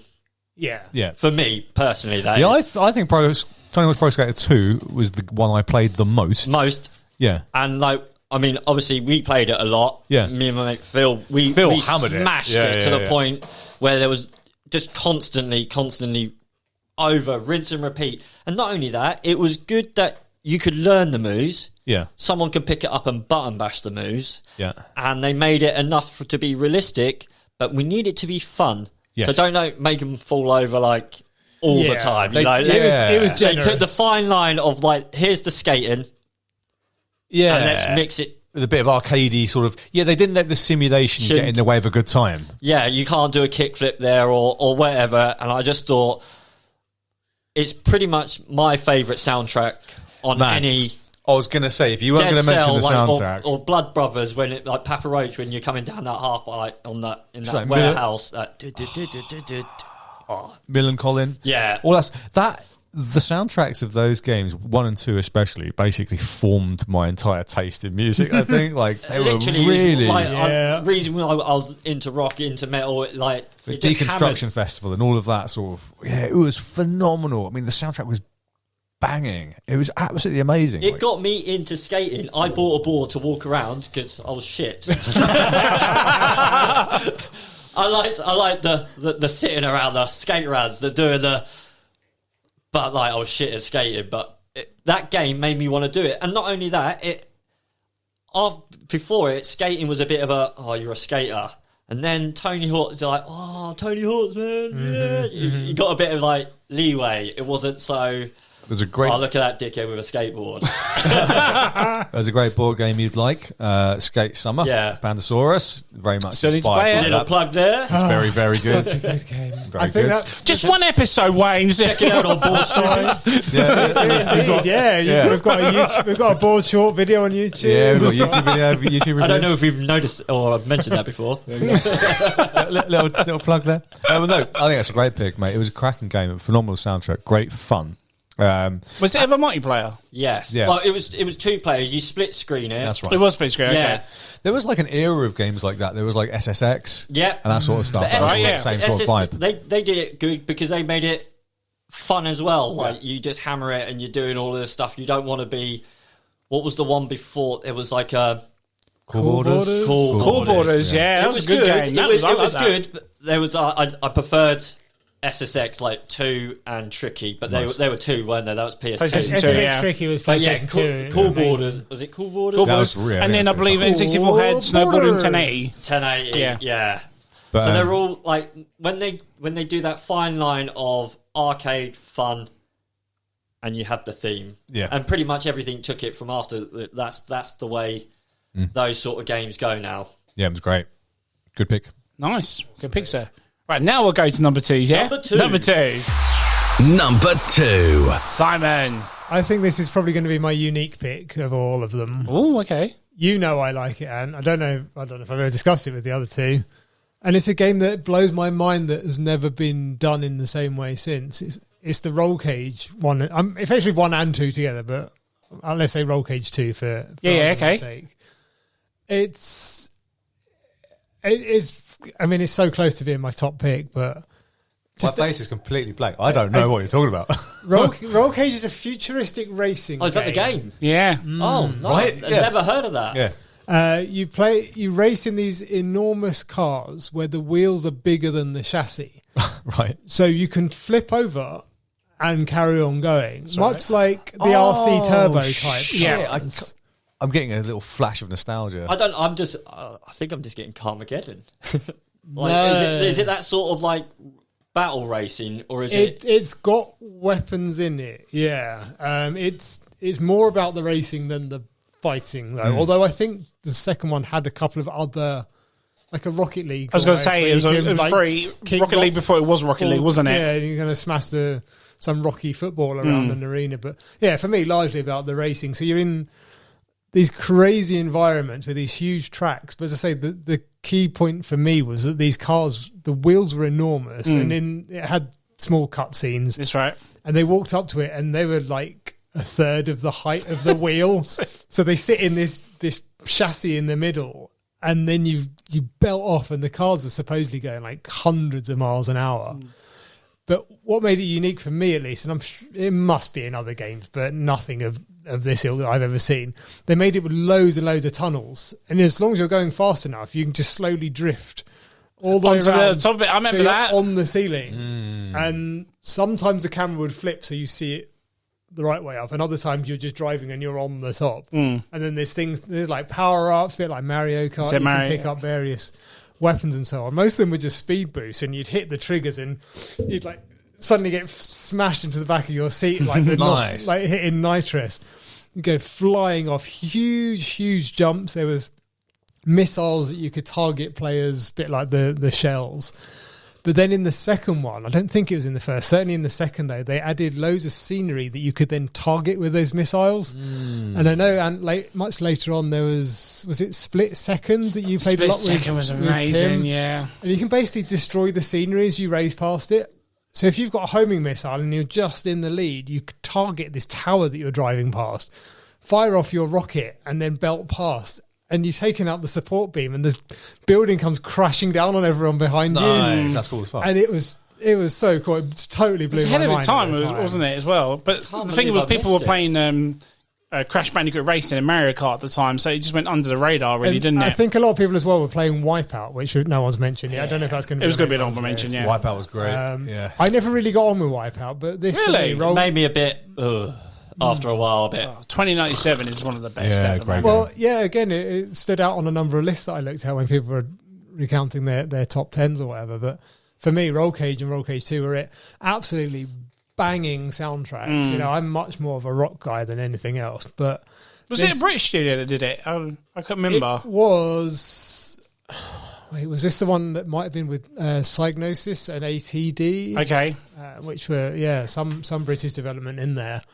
But yeah, the soundtrack including like Junkie XL and Fatboy Slim, and you're just some of the environments were so cool. You're just like, I want to go here on holiday, like tropical islands, but they'd almost be floating. Yeah. So you'd have to like smash off this enormous launch ramp, and then you'd just be sailing.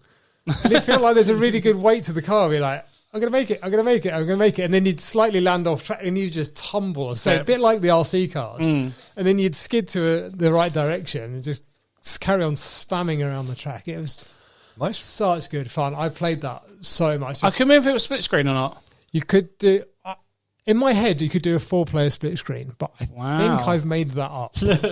Because look, I couldn't find any Your memory pictures- might be fooling you. Yeah, absolutely. I couldn't find any pictures. Loads of games You could- merging into you could one. certainly, right? It's certainly a 2-player split screen, top and bottom, and yeah, just the feeling of speed is almost unparalleled for a racing game. As I say, Wipeout was generally people's top pick for this kind of thing, futuristic racer. For me, it was Roll Cage. You feel like you're pinned to the back of your seat with the pace of it. And yeah, it just all fit together. The soundtrack, like heavy drum and bass, that I'm not particularly into, but genuinely I was sat listening. Went with the game though, didn't it?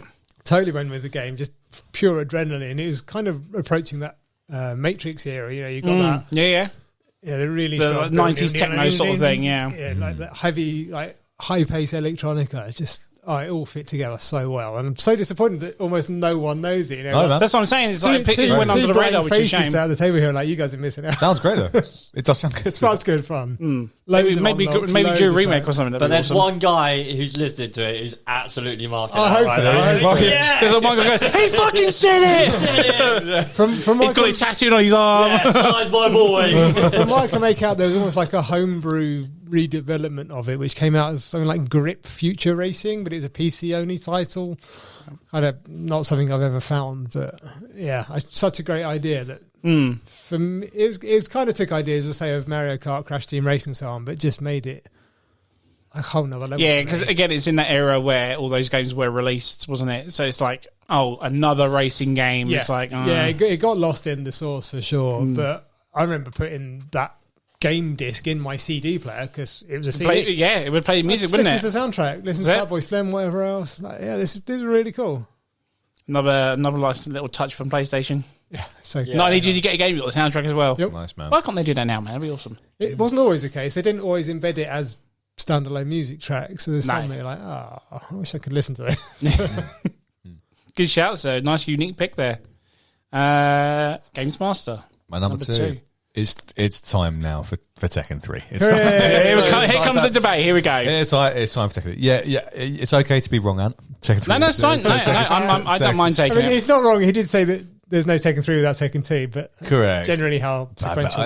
I'm kidding, of course. Tekken 3 is the finest beat 'em up for me I've ever played. Right. It's the one I played the most, and I poured fucking hours of my time into Tekken 3. It was that kind of game. The Tekken 1 and Tekken 2, up until Tekken 3, I hammered a lot of Tekken, to be fair. And Tekken 3, for me, it just perfected everything I loved about the first two games. So that whole 3D movement back and forth was amazing. So double tapping up and double tapping down to sort of move sideways around and sidestep around your opponents was phenomenal. That was great. The 10-hit combos were just like accessible enough to be able to learn. And the little juggle moves to keep people in the air was great. The roster was phenomenal, like really varied, great mix of different styles, and they all felt very different. And as you said, very colourful, over the top. Super stupid storyline, but it made the whole production really, make it over the top, which was really, really cool. Some of the attention to detail in some of the move sets that replicated real life. Yeah, exactly. They nailed it. Yeah, they absolutely it's not just the nailed kung it. fu guy. It's like there's a taekwondo guy and there's a Hawang. The capoeira. Hwangan. And Shotokan karate. The Bagwan, the karate with Paul and Lei Wulong and Marshall Lee doing his kind of Bruce Lee type thing. It was just absolutely phenomenal. I mean, the other thing that I loved about Tekken 3 was it came with this weird side-scrolling Streets of Rage style mode. That's right, yes. That's right. Tekken Force. Yes, sir. Yeah, that's right. I totally forgot about that. It was fucking incredible. Chicken. You'd go and you'd just walk around. I remember that. And you'd get some health and you just get a random voiceover. Chicken. It's incredible. And it was, and I love Streets of Rage anyway. We talked about this. And and having that in Tekken for me was just like, oh my god! Wasn't there a volleyball as well? Yeah, as well. Yeah, it had like a couple of weird extra modes which were like fucking great and like really well implemented, considering they were just sort of second thoughts. You just blow my mind mentioning the volleyball game. My god! But But Chris will tell you, like, if there was a competitive scene around the time when I was like playing this a lot, I reckon I would have done pretty fucking well. Really? Right. The reason Soul Calibur or Soul Blade is 5 on mine is because I had to admit at 15 that he was just better. I mean, far better. And when you're that, you're thinking, I'll give you beatdowns, I'll kick you. No. I mean, even... I know I'm going to get screwed. No, I'll go, right, fuck it. I'm going to go Eddie. Yeah. Button mash. Boom, boom, puny god. Yeah. Like, just fuck you up. I know the feeling like, Literally. I've learned the moveset. I'm going to do a right hit. No, can't land a single move I know. Button bash. No, that's not working either. Being Paul, you just couldn't get near He's him. my favourite character, Paul. Yeah, Paul like, Phoenix. literally... He's my favourite. Yeah. No way. I still check you out. I still like I said, the screams of waking up and him just running at me like I'm not dead, and then he just stomps on my head. Yeah, he's a beast, mate. Seriously, I would.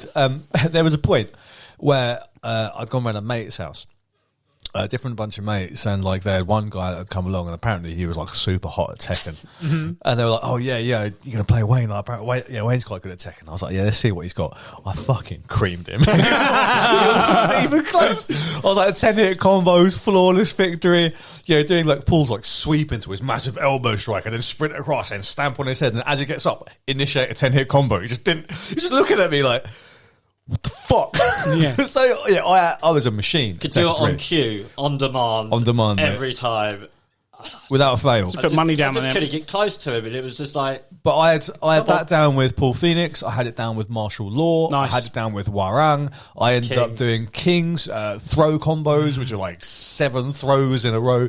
Which, if you grab someone as the first move, that was it. It's over. It's over. Yeah. You just throw them until they die. I was just constantly trying to get the big swing because it's hilarious. The big swing is amazing. That's why I like Claudio Castagnoli. But no, it was just such a great game, and the extra weird modes just brought it another level above. I mean, what a fucking excellent game, mate. I mean, it's the pinnacle of Tekken for me.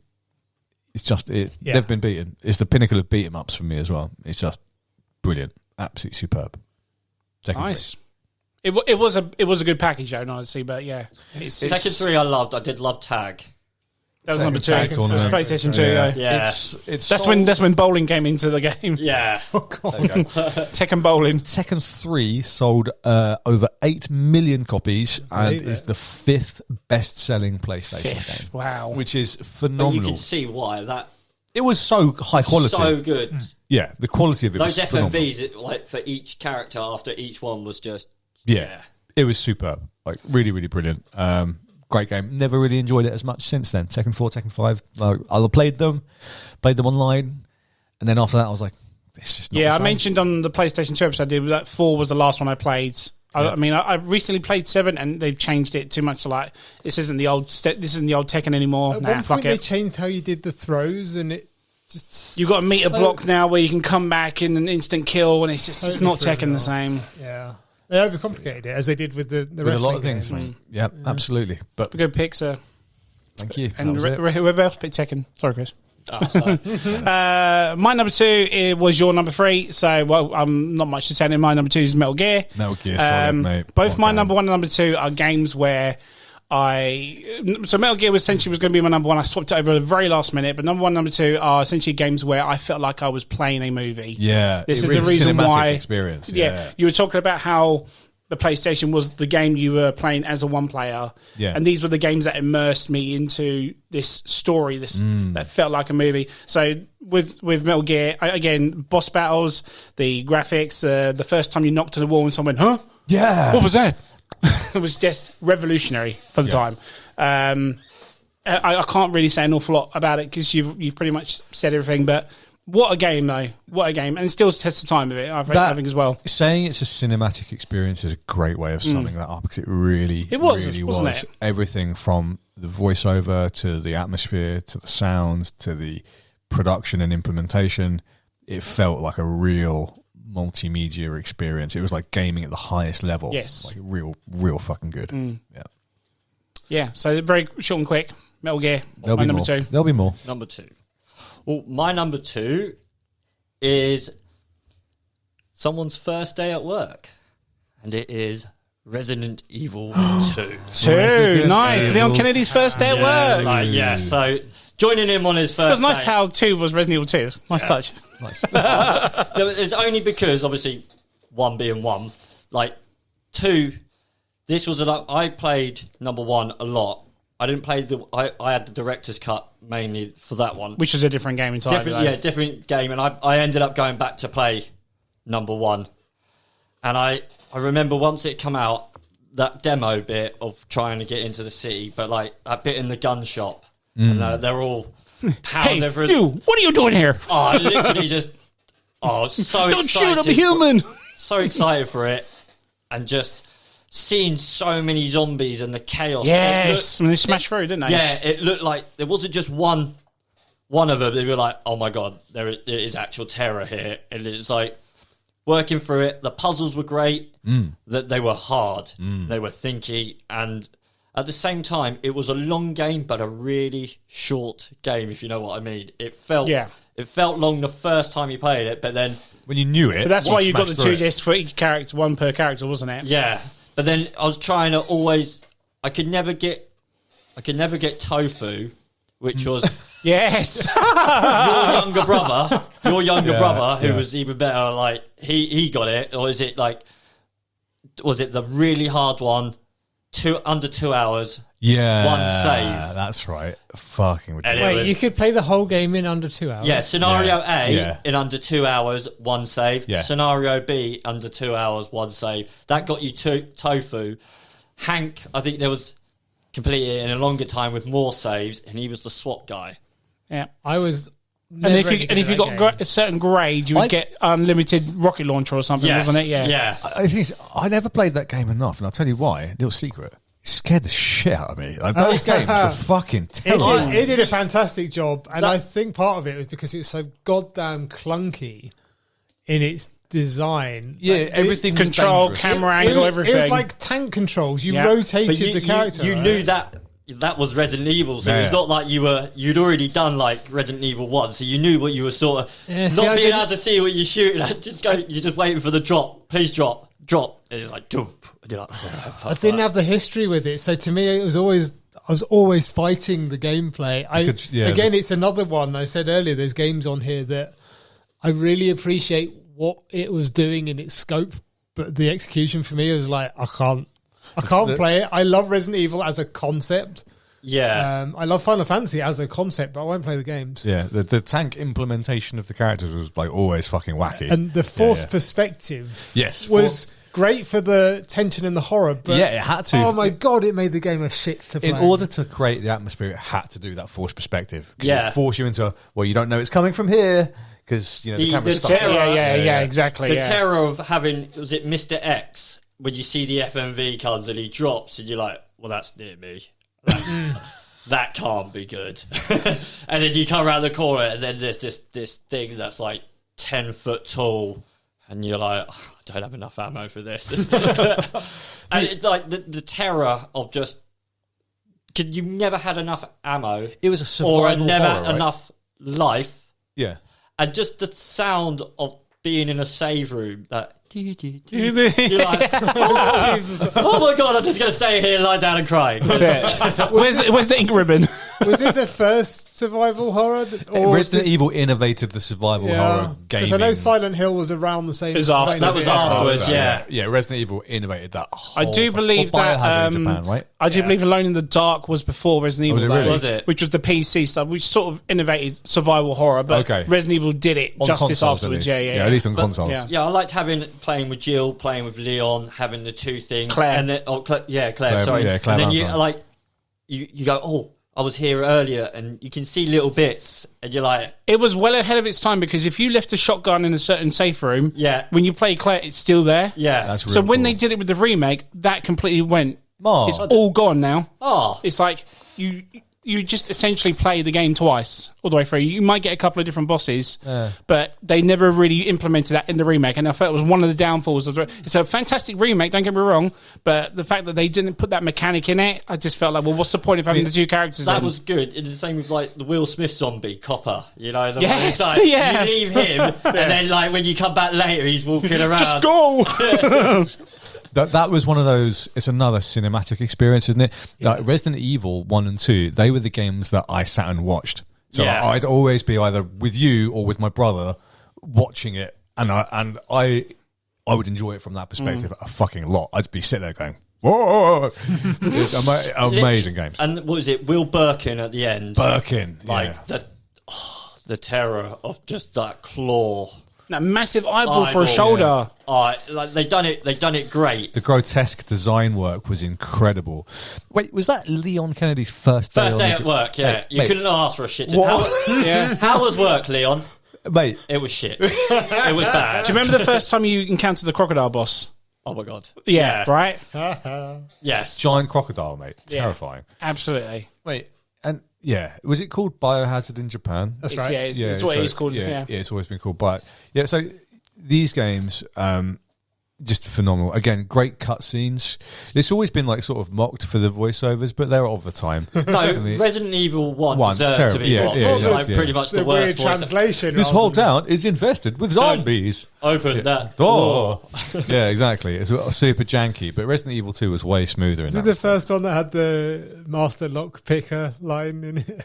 No. Yes. Jill, the master of lock pickers, you better take this with you. I like 3.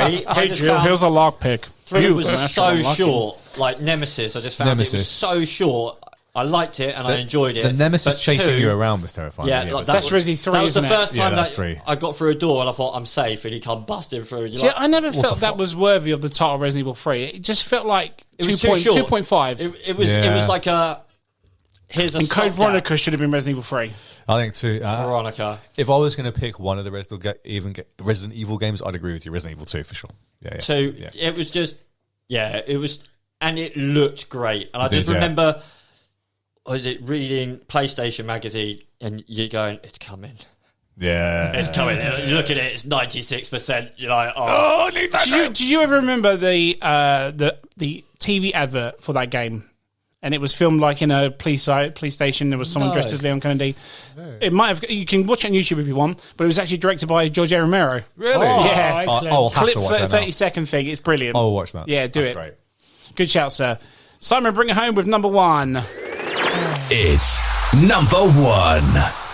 Here we go, sir. Number 1 PlayStation game of all time. Comes on. You run down towards the steps. You kickflip. And you're grinding that rail all the way down. Tony Hawk's Pro Skater 2. Yeah. Nice. Crossover with Chris. Brilliant. You say PlayStation, I think Tony Hawk. No shadow of a doubt.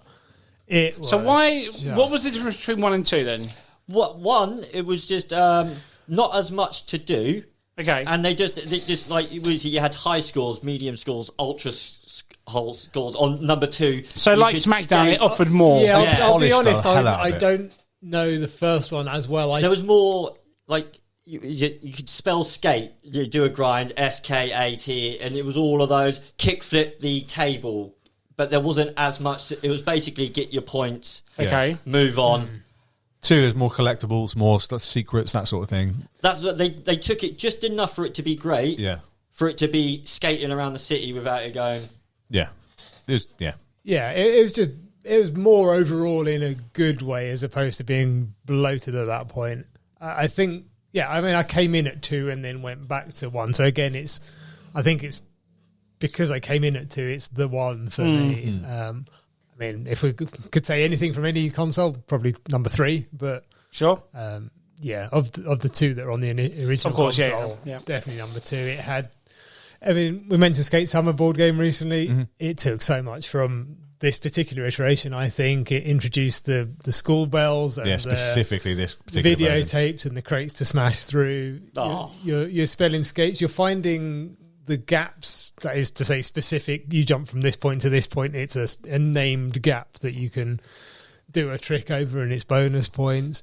And that soundtrack, god damn, Wayne, you said earlier, it just it informs your knowledge of modern music at the time. It's where I found so many of my favourite bands over the years. I listened to Papa Roach today just because I was about to talk about Tony Hawk's Pro Skater nice. 2. I was like, yes, and I was like, I got to get this feeling out. Yeah, it's so good. Yeah, you've got not so only many, that, they carried great tracks. They knew they had a great soundtrack, and they go, right, we don't want to lose those, and they pretty much put them in all of the games from then on. Yeah, there were some bands that were repeat offenders, if you will, that they came back with Goldfinger. Yeah, Goldfinger there, Lagwagon, Mad Caddies. Yeah, baby. In latter ones you had the classics like the Ramones and Iggy Pop. You had Public Enemy. It's where I got into hip hop in a sense. Yes, man. Yeah. Public Enemy doing Bring the Noise.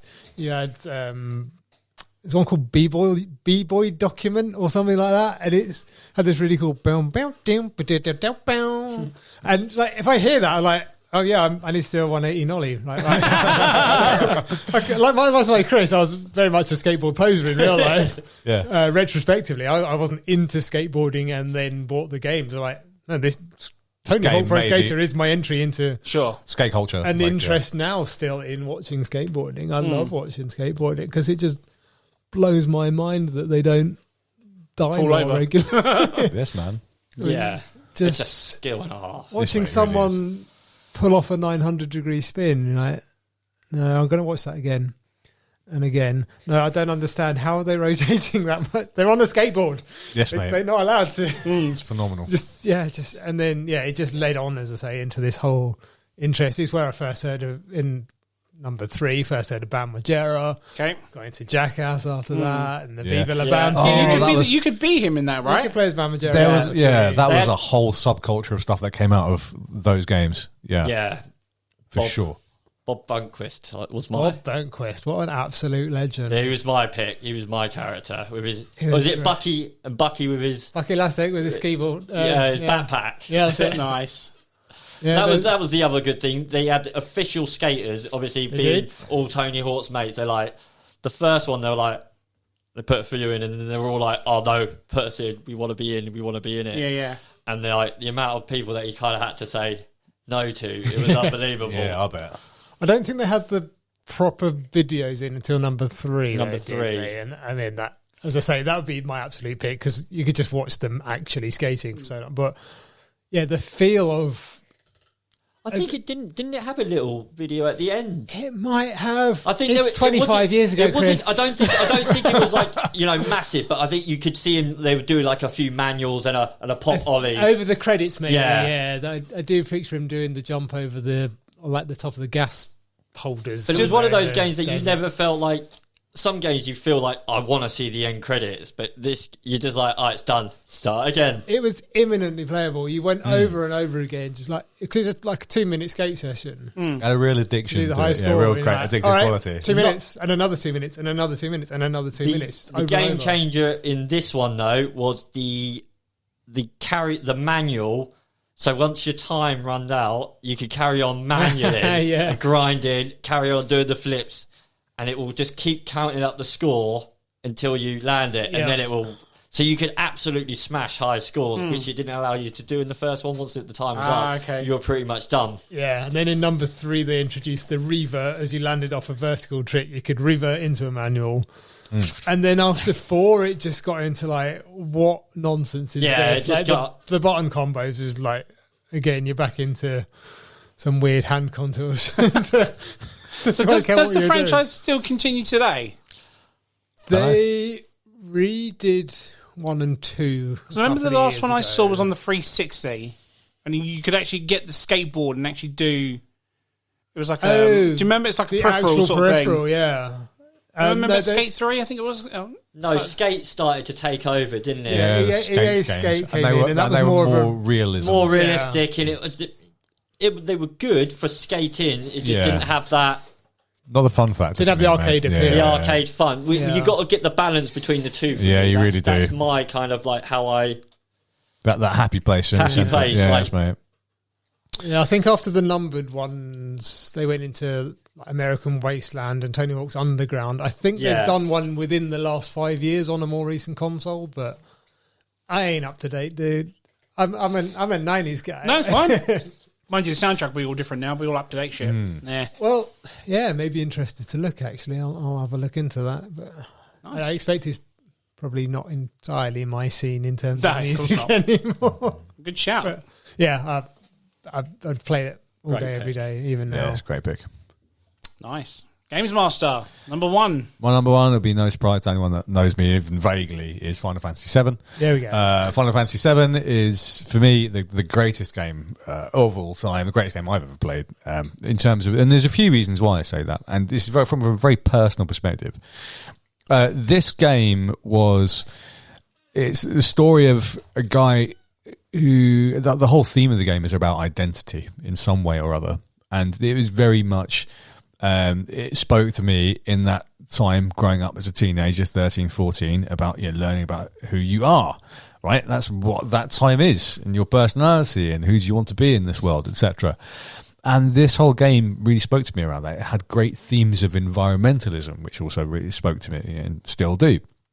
And which actually, when you think back, was actually hugely revolutionary. I mean, this game, and can you imagine releasing this these days, started with you playing as a terrorist, an environmental terrorist, deliberately going to blow up a power reactor. Like, that is like some revolutionary stuff at the time. It dealt with really strong adult themes of mental illness. It had a very sort of adult sort of love triangle type thing going on, which is phenomenal. The storyline was multifaceted and very interesting, and it brought one of the most iconic villains of all time with Sephiroth, who is a meme unto himself. Sephiroth. Exactly. All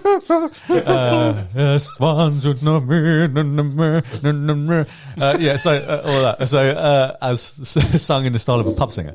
But yeah, an iconic villain who, and in the storyline and in the production of the game, they did a great way of introducing that villain by never showing him. That's how you make something scary, right? The Steven Spielberg effect. Oh yeah, the unknown is far the more unknown, because you make up everything. You see the result of him being somewhere, but you never fucking see him. And every time you get a hint that he might be there, you shit your pants. Or there's like a trail of blood, and you're like, oh fuck, this is him. And it turns out to be something else. You're like, oh thank fuck. It just amazing. It had a great scene in it, which wasn't replicated properly in the remake, and it makes me annoyed. It was the trail of blood scene, which is one of the most terrifying scenes I've ever played in video games, where you basically wake up in a prison cell after being caught by the Shinra Corporation, who capture you for your terrorist acts, and they throw you in prison in their corporate headquarters. You wake up and everyone is fucking dead. Like, everyone is dead. Your cells are open, the lights are flickering. You walk out and it's just a long ass trail of blood, and it is terrifying.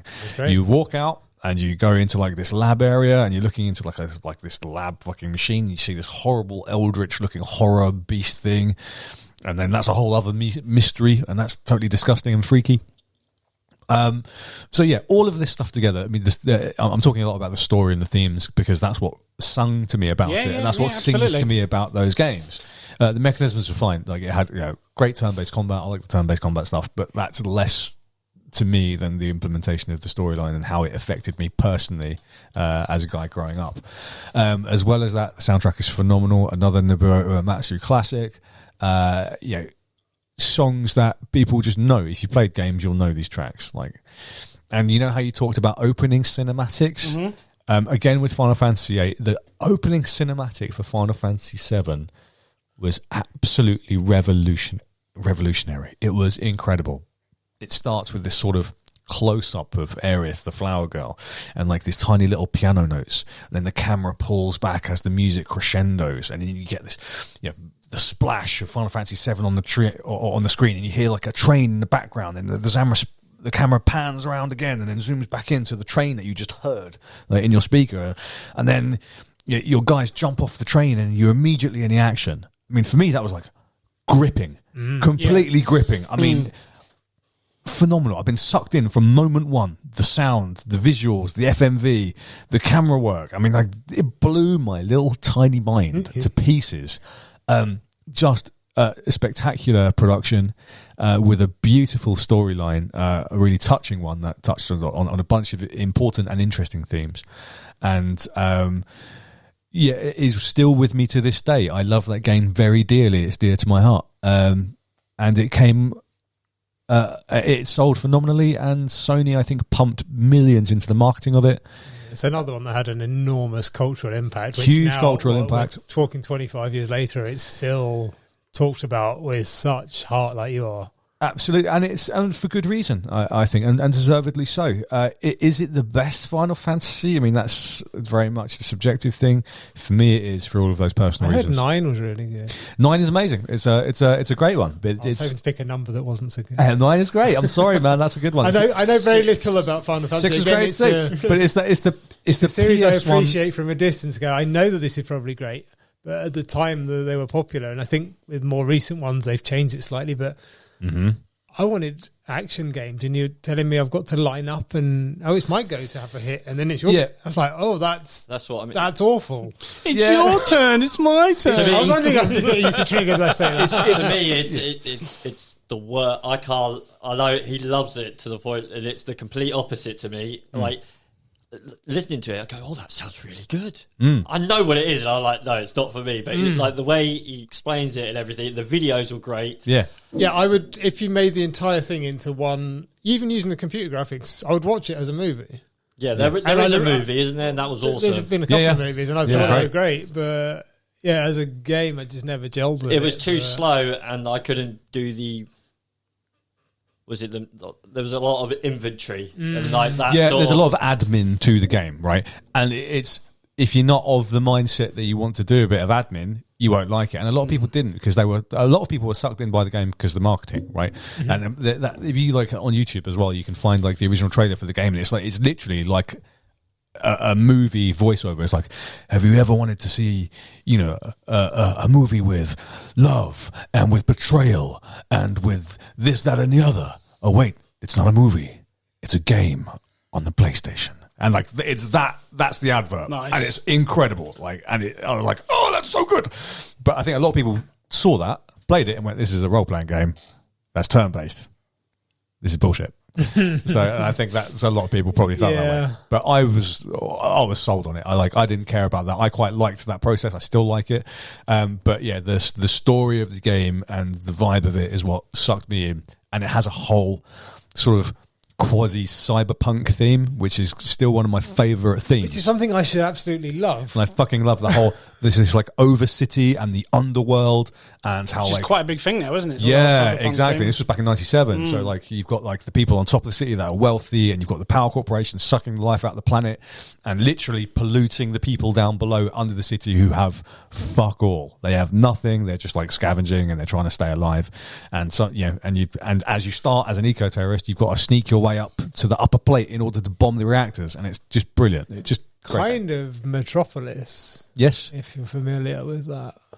And yes, and in no bad way. I mean, Metropolis stands the test of time. It was one long, of the wasn't all-time it? great 3 movie discs. making. 3 discs. So this game had so much full motion pre-rendered video, it needed that amount of disc space in order to do, as well as the soundtrack as well. The 3rd disc had basically nothing on it except the end cinematic. Right. Oh wow! Really? It had almost nothing on it. It like had some of the stuff that was already loaded from like the world, and then the vast bulk of it. There was no new gameplay. There was the final dungeon and the cinematic at the end, because it was like a fucking 5-minute cinematic with like stereo, and you can't do that without having a whole disc. But yeah, 3 discs. You're right. After the first disc, it has the greatest, I suppose, plot twist / shocking character death in video game history. Aerith's death. Spoilers. That's the girl, wasn't it? Yeah, everyone knows about that. And literally, you have one of your characters that you've been playing as and putting time into and leveling up. Oh yeah, she's dead now. We're not even a third into the game. You can't use her anymore. She's just fucking dead. Yep. And you're like, can you save her? Nope. No way. There's no way. She's just dead, mate. And when you read into it, it was the developer's way of dealing with the loss of his mother. Was like that, and he wanted to show people that loss is loss, and you have to grieve, and you have to carry on. And that implementation of the game, I think, is a beautiful thing. And when you know about the story behind it, I think it's wonderful that it's there like that. And if you could save her, it would sort of tarnish the meaning behind what they were trying to achieve with that symbol. Yeah. But yeah, wonderful game. One of my favourite game ever. Mate, that is just a beautiful pick. I mean, this is why I love doing these top 5s. I mean, I may have known you guys for years, but I love how I hear people's interpretation of how they see these games and how they play them and how they view it differently. Because for me, I didn't see any of that. This was my initial first RPG I ever played, to be honest, and a Japanese one, if that. But where you saw that, this is why I love hearing. I kind of thrive, and I love hearing people's reactions to it. And mate, that's amazing. I was pretty It's a sure fantastic it was pick. your number Thank one. you. I was interested to hear what you'd pick out as the things. Yeah, so there's so much to it that I could talk about it for hours. But it's a phenomenal game, and it's something I still love now. I love the remake was great. Didn't you buy a PS4 just to play it? Just to play just play the remake. Bought PS5 just because I know the next Because one's going to be on next PS5. one- The fact that Yeah. they split into 2 parts and it's Three on a- parts, isn't it? 3 parts. The fact that it's on a 3 discs, remember? separate All right, Peter console. It's just, Yeah, it's 3 parts. It's going to be 3 complete games as well. I mean, I'm all about it. I mean, You're going to fork out £60 for part 3 just for an ending. yeah. Just for the ending If they do cinematic. it just like the original, it would be 1 dungeon and a cinematic. And I'll be like, that's worth it. Yeah. Worth it. Worth every penny. £65 Best ever. £65 I've ever spent, plus whatever the £500 like, on the oh my God. PS5. I'm trying to find some information on the marketing, but Big. it just shit tons of money was spent on the marketing, mate. And It was- it was The one game you required a memory card for, let's put it that It was way. one of the first video games produced at a blockbuster, so AAA scale, and at the time was the most expensive video game ever developed up until then. believe it. And the advertising campaign was unprecedented, apparently, for a video game at a time. So, brilliant. But no, you talk again very quickly. You talked about when you mentioned the advertising that this is you get this and this and this from a video game. Yeah, But that was the advert. But this is what I'm saying is that people now just when you mention I play video games, you play video games, it's stupid, it's kiddyish. But then people don't know there's like so much more to video games. And back in '97, Jesus Christ, back in '97, that was like There wasn't much else to do. no, mate. No. Of an evening, you only had like the 6. You started to just get Sky properly. You didn't have like. Was it? You had Sky Movie. You didn't have like Sky not- Movie. not in my house, 19. Chris. 4 channels, or mate. Was it 4? As many as. I'm not even sure I had a remote control. But yeah, I had to there get wasn't, out- I had to wasn't get out much to turn to the channel. do, was there? So No. there was His a telly lot. was still black and white. Yeah. Legit. Nice. That's my Good pick, number sir. one. How about you, sir? I don't know how to fucking follow that. Bring out the Right. big guns. Okay, so my number one. Sorry, Chris. I know you picked number 2, but I'm going with number 1. The rapper. Resident Evil 1. Resident Yeah. Evil 1. And I know Fair you enough. guys don't like it or mocked it one. Not for me. I like Resident This, Evil 1. I love it. It was this great. this is one where it was a game changer for me. Going back to what I was saying about the opening cinematic, do you remember this one when it started with the black and white? The dog chasing him in the forest. It was all that's done with right. real people. Yeah, that's right. It was like a real. It was movie. Like a That's movie. yeah. exactly. And then it gets to a part where you see the house and the doors open. They're like, we've made it to this mansion. We don't know where Barry is. He's missing. And all of a sudden, Fucking Barry. yeah. Barry, Then all of a sudden you see the cast come up and it's Resident Evil.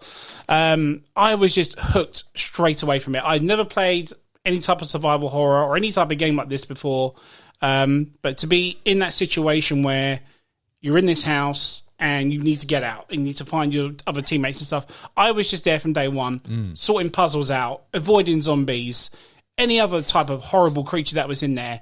The fact that the reason why I say 1's better is because you didn't know what you were expecting. With 2, you did. Yeah. Okay? So, again, I don't know if you ever remember, every time we went to a different room, you had a door. It was essentially a loading screen, but the door would open, and you would never know what was next. Yeah. But with number 1, like I said, it could be like from a zombie to a giant spider to a fucking humongous plant. Do you remember the massive snake boss you have at That one point? The worst one was seeing my legs in the water, and I'm like, what the fuck is that coming towards me? Exactly, That's not yeah. good, they're my legs. Exactly. And then it's a shark, and that was the most terrifying I was in that game. Oh, yeah, that's towards the end, yeah. Yeah, terrifying. But yeah, I cannot deny, I mean, I know the dialogue is not up to standards nowadays. You're almost a Jill sandwich. But just edge of my seat throughout that whole game. And I remember, and again, it's very much like Alien Trilogy, where other people will watch me play and be like, okay, go get this book and then go back to the piano, play the piano, and I reckon that door will open behind it. And obviously it did. So a great bit of puzzle solving in these games as well. Some really obscure, Trying to find like, that escape wall. room Yeah. bullshit, wasn't That it? wall- Very Wolf abstract. shield. That's it. The wall shield or the jewels you put on the tiger statue and that would move. Really or, abstract. Who designed this fucking mansion? That's it. Your limitations of health, bullets, different types of creatures. So you're like, I'm just going to get zombies now. And all of a sudden you've got these other seeker hunters that that come after you, and they're Yes, faster than the they were zombies. horrible. Because zombies obviously were just like, they walk up to you. But these things were fast, they were deadly, they were ferocious. Just, my God. Were there lickers in the first? Or Number two. Number two. But we had the they hunters. fucked me right up. And then, obviously, I kind of feel bad for Resident Evil 1 now because we obviously have the remaster, which came out GameCube? exclusively for the GameCube at the time, but now it's everywhere. They've added things to it, which aka new enemies, a completely new character called Tracy Morgan, which is like this weird woman that's like a prisoner sort of thing. She's undefeatable sort of thing. But when people mention Resident Evil, they mention her. She was never in the original, full stop. No. This is just something they've implemented from the remaster, but because no one's ever played the original, people just completely negate that at all. Philistines. But there's one specific part which I don't know if you guys have ever played one, but there was a part where obviously we just walk down a hall with pictures and little stretch saws, and you just run along, nothing comes along, then all of a sudden smash, these dogs come through the windows. Yeah, I guarantee you no one saw that coming. No, scared the shit out of me. Scared the fucking shit out of us. Or really opening did, the yes, front mate. door at the beginning. Yeah, the dog comes barking through. Yes, absolutely. Again, there is no Resident Evil now without Resi 1. It defined the generation of horror. You know, we like you said, consoles, mate. Yeah, we've got really Silent is. Hills, and we got all these other new ones that are trying to implement it now. Actually trying to find Wesker and being a little bit worried for him, the dick. Yes, right. Yes, mate. Absolute dick. Yeah, But because I mean, because I had the director's cut, so I never properly played. Yeah. Resident Evil was better. The director's cut wasn't just tweaked; it was completely different. It was you had different camera angles to play, And as they well, were in didn't you, and different. everything? They were in different places, like the wolf shield and the other shield. They Yeah. were all in different places, and it wasn't quite as good, which is the reason why I wasn't so high up on my one. But yeah, no, it was. But yeah, again, regardless of that whole situation, it again was like feeling like you were playing a film of it. So when they announced the film was coming out originally, because he'd done the ad for the number 2, George A. Romero was going to do Resident Evil 1 as in an actual movie. So I was so fucking hyped up when that was going to happen. Obviously, that wasn't the case in the end of the day. But good gods. Was it Paul Anderson did it in the end? Yeah, unfortunately. Did you not like the first Resi movie? No. I don't like any of them. I to be honest. really like the first one. No. The sequels I did were... when it came out, but then I kind of look back at it and I'm I like, was expecting like the games. Yeah. There's nothing. Yeah, like The it. best suppose- thing I've seen is that B movie Resident Evil on, was it Netflix? Yeah. The one where Leon's quite- just having a nap and the oh, truck fuck that movie, dude. That's That- terrible. But apart from that, it was the closest that I had to Yeah, of course. being it was shit being a B movie, but if they kind of give me that sort You of should check out the series. It was all right, Storyline. mate. There's a new series. oh, on that it. don't. I thought it was all right. What, the one with They the cancelled it now, haven't they? the one with saying- the giant croc at the end, I don't know. or Maybe. the one in the lab? with Yeah, the Giant black Croc light? at the end, yeah. Yeah. Oh, yeah, I thought it was all right. I thought I like Resident Evil 1 was amazing, mate, and I think part of what made it terrifying was the jankiness. Like you said, that forced tank style movement and that forced And perspective. there's horrible camera angles. You just Yes. wish you could see it from a You different wish- angle. Yeah, exactly, and that's what makes it Yeah, terrifying. actively Absolutely. awkward. Yeah, it's like any wrong move will fucking kill me, and this game is almost Yeah. designed to make me make wrong moves. Like, I wanted to turn left, and somehow I've rotated right and stepped back to the previous weird isometric corridor where the zombie is. And fuck! But those games terrified the shit out of me, man. I could never Yeah. play them. I'd have to just watch them. Like, That limp when you're on the red. yeah, when on the red hell. I mean, don't get me wrong. Don't. Like the ones now are still in a way terrible. I mean, They're scary, when I yeah. come out, I play them in the dark sometimes because I want that feel of fear. Yeah. and they still deliver at the end of the day. I you bet know, they do. Have you played the VR one? no. Less is That more with the older ones, though. I find there's a lot more enemies. The boom, boom, boom. You're killing. Like, There's a lot more gunfighting in the recent. Yeah, of course. Yeah. But I think Yeah, 7 I think nailed you're it right. a bit more. Less is more when it Less comes is to more. Number 7 kind of brought that back, though, didn't they? Yeah. But That's what I mean, mate. Yeah. About villains and bad guys and evil shit. It's better if you don't see it and you just get hints of it. Yeah. But yeah, great pick, mate. Yeah, Resident Evil and- 1 is amazing. as a franchise, fantastic. They're all Yeah. pretty good games. Number 2, again, is fantastic. But again, you can't have 2 without 1. I had to pick 1, dude. Sorry. Fair play. No, because they're both. Great, man. Because I mean, Resident is in the top 10. It's not like it's a bad game. It's in there. It still would be. Brilliant. Stop it! Don't open that Don't door. open that door. Or that, just No, what was it when he goes, where's Barry? Well, I'm sorry, he's probably... No! But that zombie when because you've not seen one and he's you see just it chewing eating on You're someone. gnawing him, he turns, and yeah. you're like, oh. Come on, the first time you saw that, you was like, "Oh shit, what do I do? What do I do?" Yeah, Because I remember playing it, choosing Chris, and I was like, "No, I don't have a gun," and I restarted. you stopped with the knife, didn't you? Yeah. Yeah. And then I was like, "Right, she has a gun." And you're shooting the zombie. It's like pop, Proper cap gun. pop, and like the zombie's just taking it. You're like, this is oh god. So aim for the head, for fuck's sake. No one watch a zombie film. Anyway, Resi 1, my number one. Chris, what's your number one, sir? I don't know if I can guess Chris's I don't know. number I think one. it has it been mentioned. It might be. I mean, Metal Gear. there's part It's gotta of be me Metal that Gear. just thinks it's going to be I thought it was Metal Gear Solid, but FIFA pick a year. FIFA 98, FIFA World Cup. I was like, no, it's got to Is pick it a a FIFA proper game? game. Oh right? no, it could be. They could all have been football games. To be Yes, fair, right, yeah. to be fair, but no, it is Metal Gear, Nice. but with added VR missions. Yeah, okay. Okay. Absolutely anything to give me more stealth, more like practice and just choking. You don't know I'm there. Oh, you're fucked. Metal Gear Solid. Explain the added VR mission things because I'm not So familiar. in the training thing, you had these VR training things. It gives you like how to do like cameras, how to do Like a tutorial, if you will. Right. Yeah, how to knock on the wall, how to choke someone out. And then they ended up doing like 30 or 40 practice sort of missions, and they were like scenario based. So get to A to B without the camera seeing you, for Well, example. yeah, so Yeah. it just allowed you to do everything that I found fun in Metal Gear, which was being stealth and doing what I needed to do. Yes. Because that was the whole point. I never wanted to use the front door, and I always wanted to find that vent that was so snide, and I wanted to be as far away as possible. And like, you wouldn't know. And I just really wanted to do it as much as I could without being seen. Mm-hmm. And I think there's moments of absolute terror, like trying to find, what's her name, the sniper. When she's up in Wolf, that, is it? Yeah, when she's up in that balcony. Yeah, and you're like, oh, you're just trying to get her. You have to go back. Isn't there like a whole love scene because Otacon fancied her or something? Yes. Or, Yes, there is, yes. Is that the case? Yeah.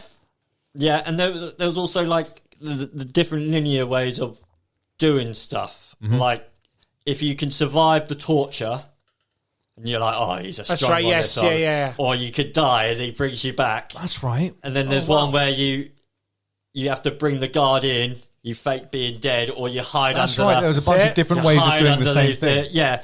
What it allowed me to do, it gave me so much choice that I felt like I could do anything.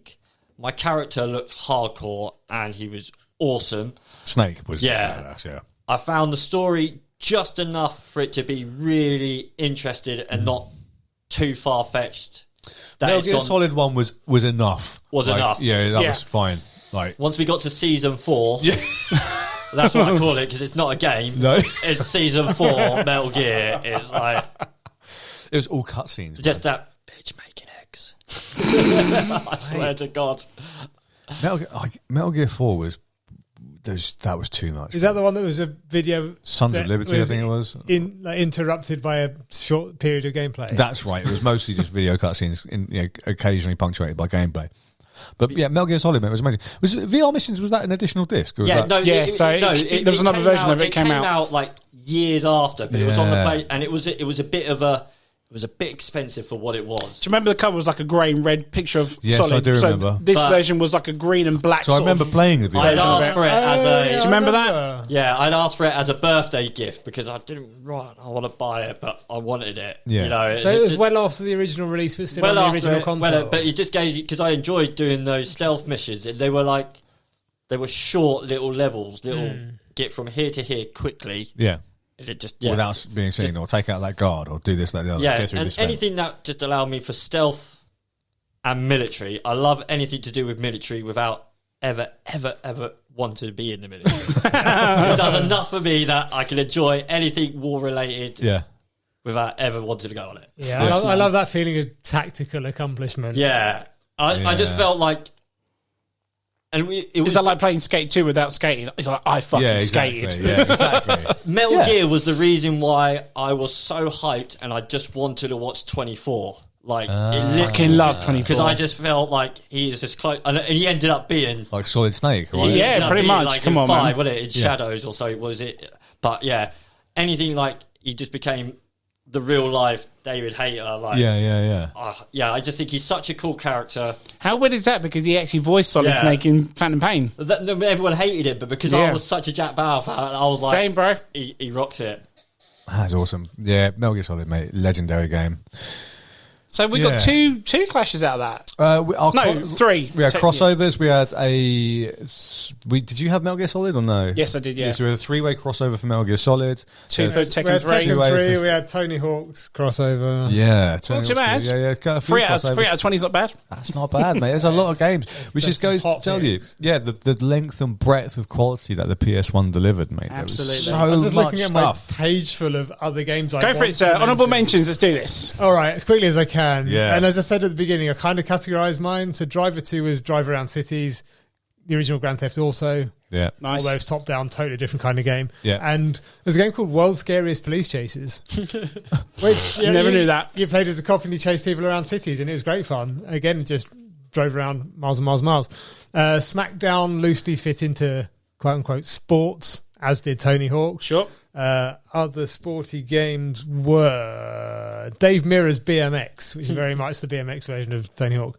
International Track and Field. Yes, They mate. don't really make that kind of game anymore, do they? International Track and Field was I kind of feel great. bad that that's not on my list now because we smashed. We hammered a lot of International Track and Field. Outside of like the Mario and Sonic Olympics, they don't really do that kind of multi-sport game anymore that I'm aware of. I fucked Yeah, up they kind of got rid of track and field for Olympic games now, haven't they? my X and Square because I was like, I used a lighter. So it was one of like your mum's like that. But, like my shapes were scuffed. So that yeah. I had that.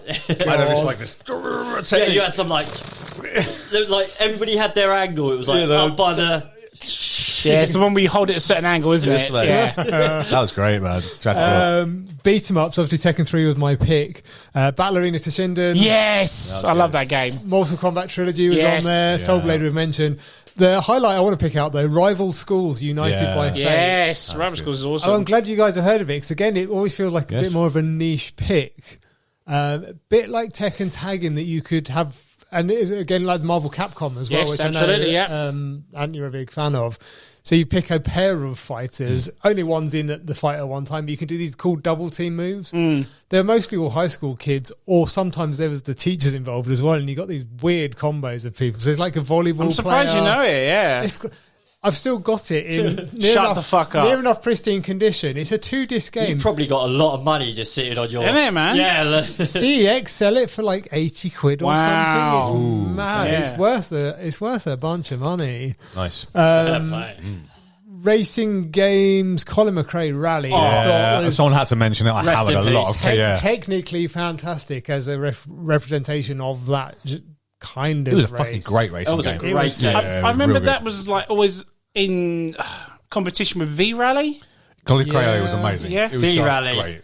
It was very technically accomplished. I liked it a lot. There was Demolition Racer was always good for a laugh. Demolition Derby. Destruction Derby. Destruction Derby or Demolition Racer. I literally had one called Demolition Racer. Wow, I never but had yes, that, there was yeah. also Destruction Derby, yeah, Derby. one and two, Derby yeah. was great. I had Max Power Racing, as in the magazine Max Power. had No, racing there in was it. a game. Yeah, so like pimped up, bright pink Ford Escorts, No with fucking spoilers, way. all kinds of nonsense.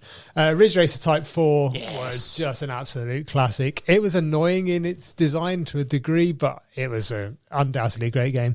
Mentioned Wipeout, Sledstorm. I don't know if any of you guys played that. No, you No. went from here. Snowmobile racing. So this is kind of a crossover with sports. You're basically ragging around these cool mountain tracks on superpowered not jet skis, like snowmobiles. But you could do tricks on the jumps and stuff. So you boost up to a jump and you do like backflips and spin around the handlebars and stuff. Sweet. Great fun. Had, again, great soundtrack. Standout for me on that was Rob Zombie's Dragula. Oh, nice, yeah. Just absolutely love that. Combat vehicle games. There's a bunch of those, which again, Roll Cage kind of touched in a little. The Twisted Metal and all that. Twisted Metal. Yeah. Chris, you mentioned Carmageddon earlier. Yeah, Destruction My standout Derby. in that genre was Vigilante 8. Oh yes. Really characterful. So huge arenas of combat. And you had about 9 individual characters. So one was like an old redneck in a camper van who would fire bees at you, and there's all kinds of weird stuff there. It's like Wacky Races almost, Yeah, like yeah. these proper like characterful type things. Shootery type games, Siphon Filter. Yes. that Siphon kind of Filter scratched was my itch for good, the, yeah. for the Yeah. sneaky, Stealth. stealthy kind of Siphon thing. There's 2 of them as well. There was a that taser. so good. I feel like that was a forerunner for Splinter Cell, maybe. Yeah, maybe. Yes, Splinter Cell, absolutely, yeah. I had it. I'm kind of listing the games I owned Chef's at this kiss. point, but you just mentioned Chef perfectly. South Park. Yeah, That South was Park. like a shooty type game. Yep. Quake 2 I mentioned. Medal of Honor was on there. Yeah. Was, yeah. And in a great crossover is a 3-part game, Die Hard Trilogy. Yes! I'm glad you mentioned it, That's on son. my list. It's on my He's list on as well. there. Die Hard He's on Trilogy, there. yeah. So this 3 combined- games for the price of this 1, combined- baby. Nearly made the actual list. Yeah, Same, almost. it's in my top 10. I was In my top tempted. 10. So a third person Yeah. platformy shooter type thing. A first person light gun game if right. you had the right, Number 2, yeah. right controller. And then a drive around a city crashing Yeah. into shit Yes. on timers. Yes! Great fun had with that. With all the quotes from the films in there as well. Yeah. It's just Yeah. Such a great package of a game. Nice. Trying to do that second level without a gun, like you play with Oh, that. yeah, there's no chance, mate. It was so. Yeah, no chance. Yeah, oh, brilliant. I feel like it was a console that was well known for its platform games, but none Yeah. of us have really picked them. No. Obviously- No one's mentioned Hey, Crash. Well, Crash Bandicoot's a standout. Rayman. Crash, Spyro. Spyro. Well, that's not so much. I know. It was a 3D platformer. I know Well, Kiri couldn't Tomb make Raider. it tonight, but She Spyro wanted was one of her. Abe's Odyssey, Yeah. wasn't it? Abe's Odyssey is one of There my was another top one picks. called Pendulum or something, where you had like a jester as a character, and then she was like Pandemonium. Pandemonium. Sorry, that was it. Pandemonium. Pandemonium. Sorry, yeah. I kind of tended to go away from them because I was like, I always kind of put them with like the Mega Drive. I was like, I'd moved on Yeah, to an open. Yeah. I wanted a round world. I didn't want to Yeah, go yeah, left yeah. to right. Yeah. You know. Yeah. I've just this moment remembered a game called ODT, Or Die Trying, and it was it felt like you were in the Underdark almost from D&D, like this subterranean platform type thing. You had to Okay. collect gems and fight people. Yeah, it's just literally just come into my mind. So that's my kind of list of things I owned Nice. and played. There was Fair few there, there was a version of Worms on there. You there? I was like 20 games. And I've written down, and because I didn't mention in the peripheral bit, the action replay, like the cheat cut discs you used Yes. to Yeah, I get. remember You could buy like special memory cards. I thought That's I'd mention right. them at this point. But Nice. Anyone else? Yeah, my quick honourable mentions would be Final Fantasy 9. I can't put 3 games on the list, but they're all completely. It turns on PS2, so I can't say that. But they're all completely unique games, so that's going to have to be just as an honourable mention. Abe's Odyssey would definitely be mine. That was my platformer, Yeah. puzzle platformer, just brilliant, a completely unique world that is, yeah, brilliant. Listen, follow me. Yeah, that fucking great game. So good. Breath of Fire 4. Another great RPG. It's a superb game. Legacy of Kain Soul Reaver, which is another great game that's got to be on the list. Yeah. Good answer. Good shout. game. Good shout. Super. Why has that game never come back? What a great atmosphere. Yeah. What Why a did great I not think of atmosphere. it? Yeah. Legacy of Kain Soul Reaver is great. And then another one, which is sort of maybe probably less known, but I played the shit out of, was Dead Ball Zone. Oh, yeah, we played. We No, played the never shit played out of that. Dead That Ball was a rollerball with Bulldog, but with chainsaws and pile driving people. pile driving. It was Nice. fucking It was brilliant. road rash Blood Bowl. of It was like a Bulldog. yeah. It was like kind of rugby or like a You're throwing a metal ball and it's like ding, ding, yeah, ding. you're pinging a Yeah. metal ball like So to your it's team, speedball. but you're literally chainsawing people. Yeah. It's fucking great. Nice. Should we go around what we do? Yeah.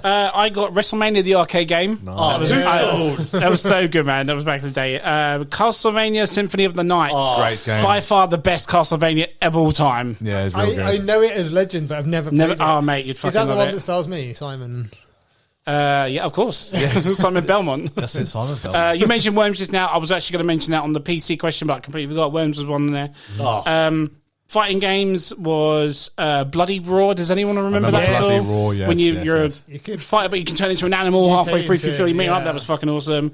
Total NBA 96 was the first Never played basketball Total game I got to NBA. play No, from man. way downtown. In and out. Fantastic. You One mentioned with the big head mode. You mentioned Ridge Racer Type 4. I'm just going to mention Ridge Racer as a franchise Yeah. because it even involved Rage Racer. If anyone remembers that was the one Wasn't that... Ridge Racer also a launch game for the PS1? The first one was, yeah. Then we had yeah. Revolution as a sequel. Then the third one was Rage Racer. Oh, that's I right. remember- Which, do you remember, years ago, Blockbuster did a competition with?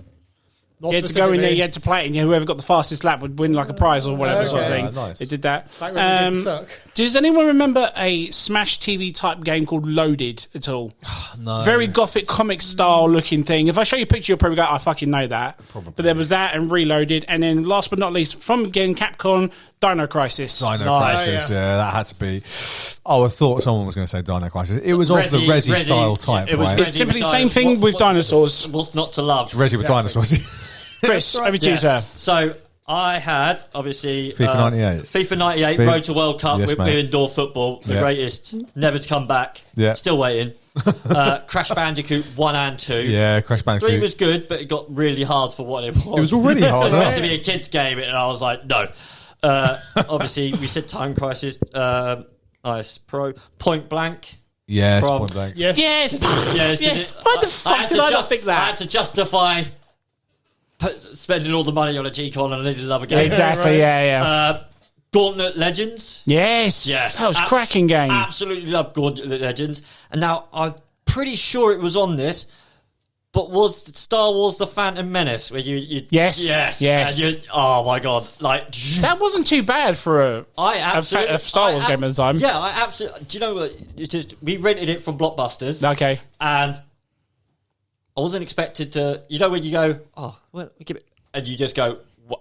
That was I love much this. better than was, yeah. yeah, Yeah. better than You you had so much expected, fun yeah. just lifting them up, throwing your lightsaber, and yeah. Nice. I remember that game getting panned because of the movie, and I thought, and I played it, I was like, it's not actually that bad a game. I to be honest. really It's kind of good. enjoyed it. So obviously, yeah, I think That's most of your honourables. a lot of the honourable mentions yeah. got mentioned. Then That's what I mean. Anything that hasn't been mentioned, I sort of threw out there. And there's but still was, more that hasn't been covered yet as well. It's just it was a 4,000 real, games. Yeah, right. It was a time of real breadth of innovation and so much good stuff. And it partly down to, we talked about it, Sony's sort of inclusive and easy to develop for, and anyone can develop for us. We don't care. It really generated a whole load of good stuff. I mean, like as we talked about, like a fucking 30, 40 games tonight. Yeah, absolutely. And they're all great in their own way, and they all innovated as well and created entire franchises. Absolutely. that's it. yeah. A lot of them, if you look at them, apart from maybe Tenchu, which was on your one, Yeah, they've all pretty much become like a powerhouse. a powerhouse franchise. And not yeah. only that, they become like the way all movie wants to now do the franchises of our. Yes. Just wait for Peter Jackson to do Final Fantasies. One more thing about the PlayStation, though. It released in 1995. They stopped producing it in 2006. No. So it had. Well, there was a different version. It was a slimmer version. wasn't yeah, but it had an 11-year production Wow, cycle. that's insane. And That's unheard of, VJ. it stopped production 1 year before the PS3 came out. So that thing was out Wow. forever. But I mean, then- they kept supporting it. Platinum. The Platinum Platinum, game, yeah. When they came out, to be fair, I mean, I didn't like 20 quid games. I liked Fuck. it, but I didn't like how it looked on my shelf. Yeah. I was a bit of a snob, like that silver. yeah. Really, even though it's a great game and no one kind of judged you, it just kind of didn't look as cool. I agree. Highlighting you as a late coming cheapo. Yeah, it made like great titles affordable. Yeah. Yeah, it was just what a console, mate. Yeah. What a console. Again, what a time to be a gamer. Again, I'm like Chris. I'm an Xbox person, but I grew up with PlayStation 1. It's my favorite console of all time. I wouldn't be the gamer I was today if it weren't for that console. Yes. It's such a great hit, and I do not regret any amount of hours I put into that machine ever. No. Not a wasted hour, not a late night, not an early morning Yeah. ruined, Failed my exams because I stayed up. and it's worked out great. Absolutely. But guys, thank you. That was a great Guys, episode. thank you. Great top fives Great as well. chat. Yeah, thank you you. so much for doing that. My pleasure. And well, guess what? End it there, guys. So, guys, if you like what you listen to, follow us on Facebook at the M.T.V.B podcast, on Instagram at M.T.V.B podcast, or on TikTok at M.T.V.B podcast 197. In the meantime, I'll be signing off for myself, Ant-Man, along with... I'm Wayne from Bored Stupids.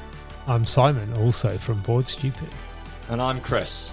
Thank you. Guys, again, thank you so much. Thank you, dude. And thank you guys for Thank you, listening. man. We'll see you soon. Bye-bye. Take care.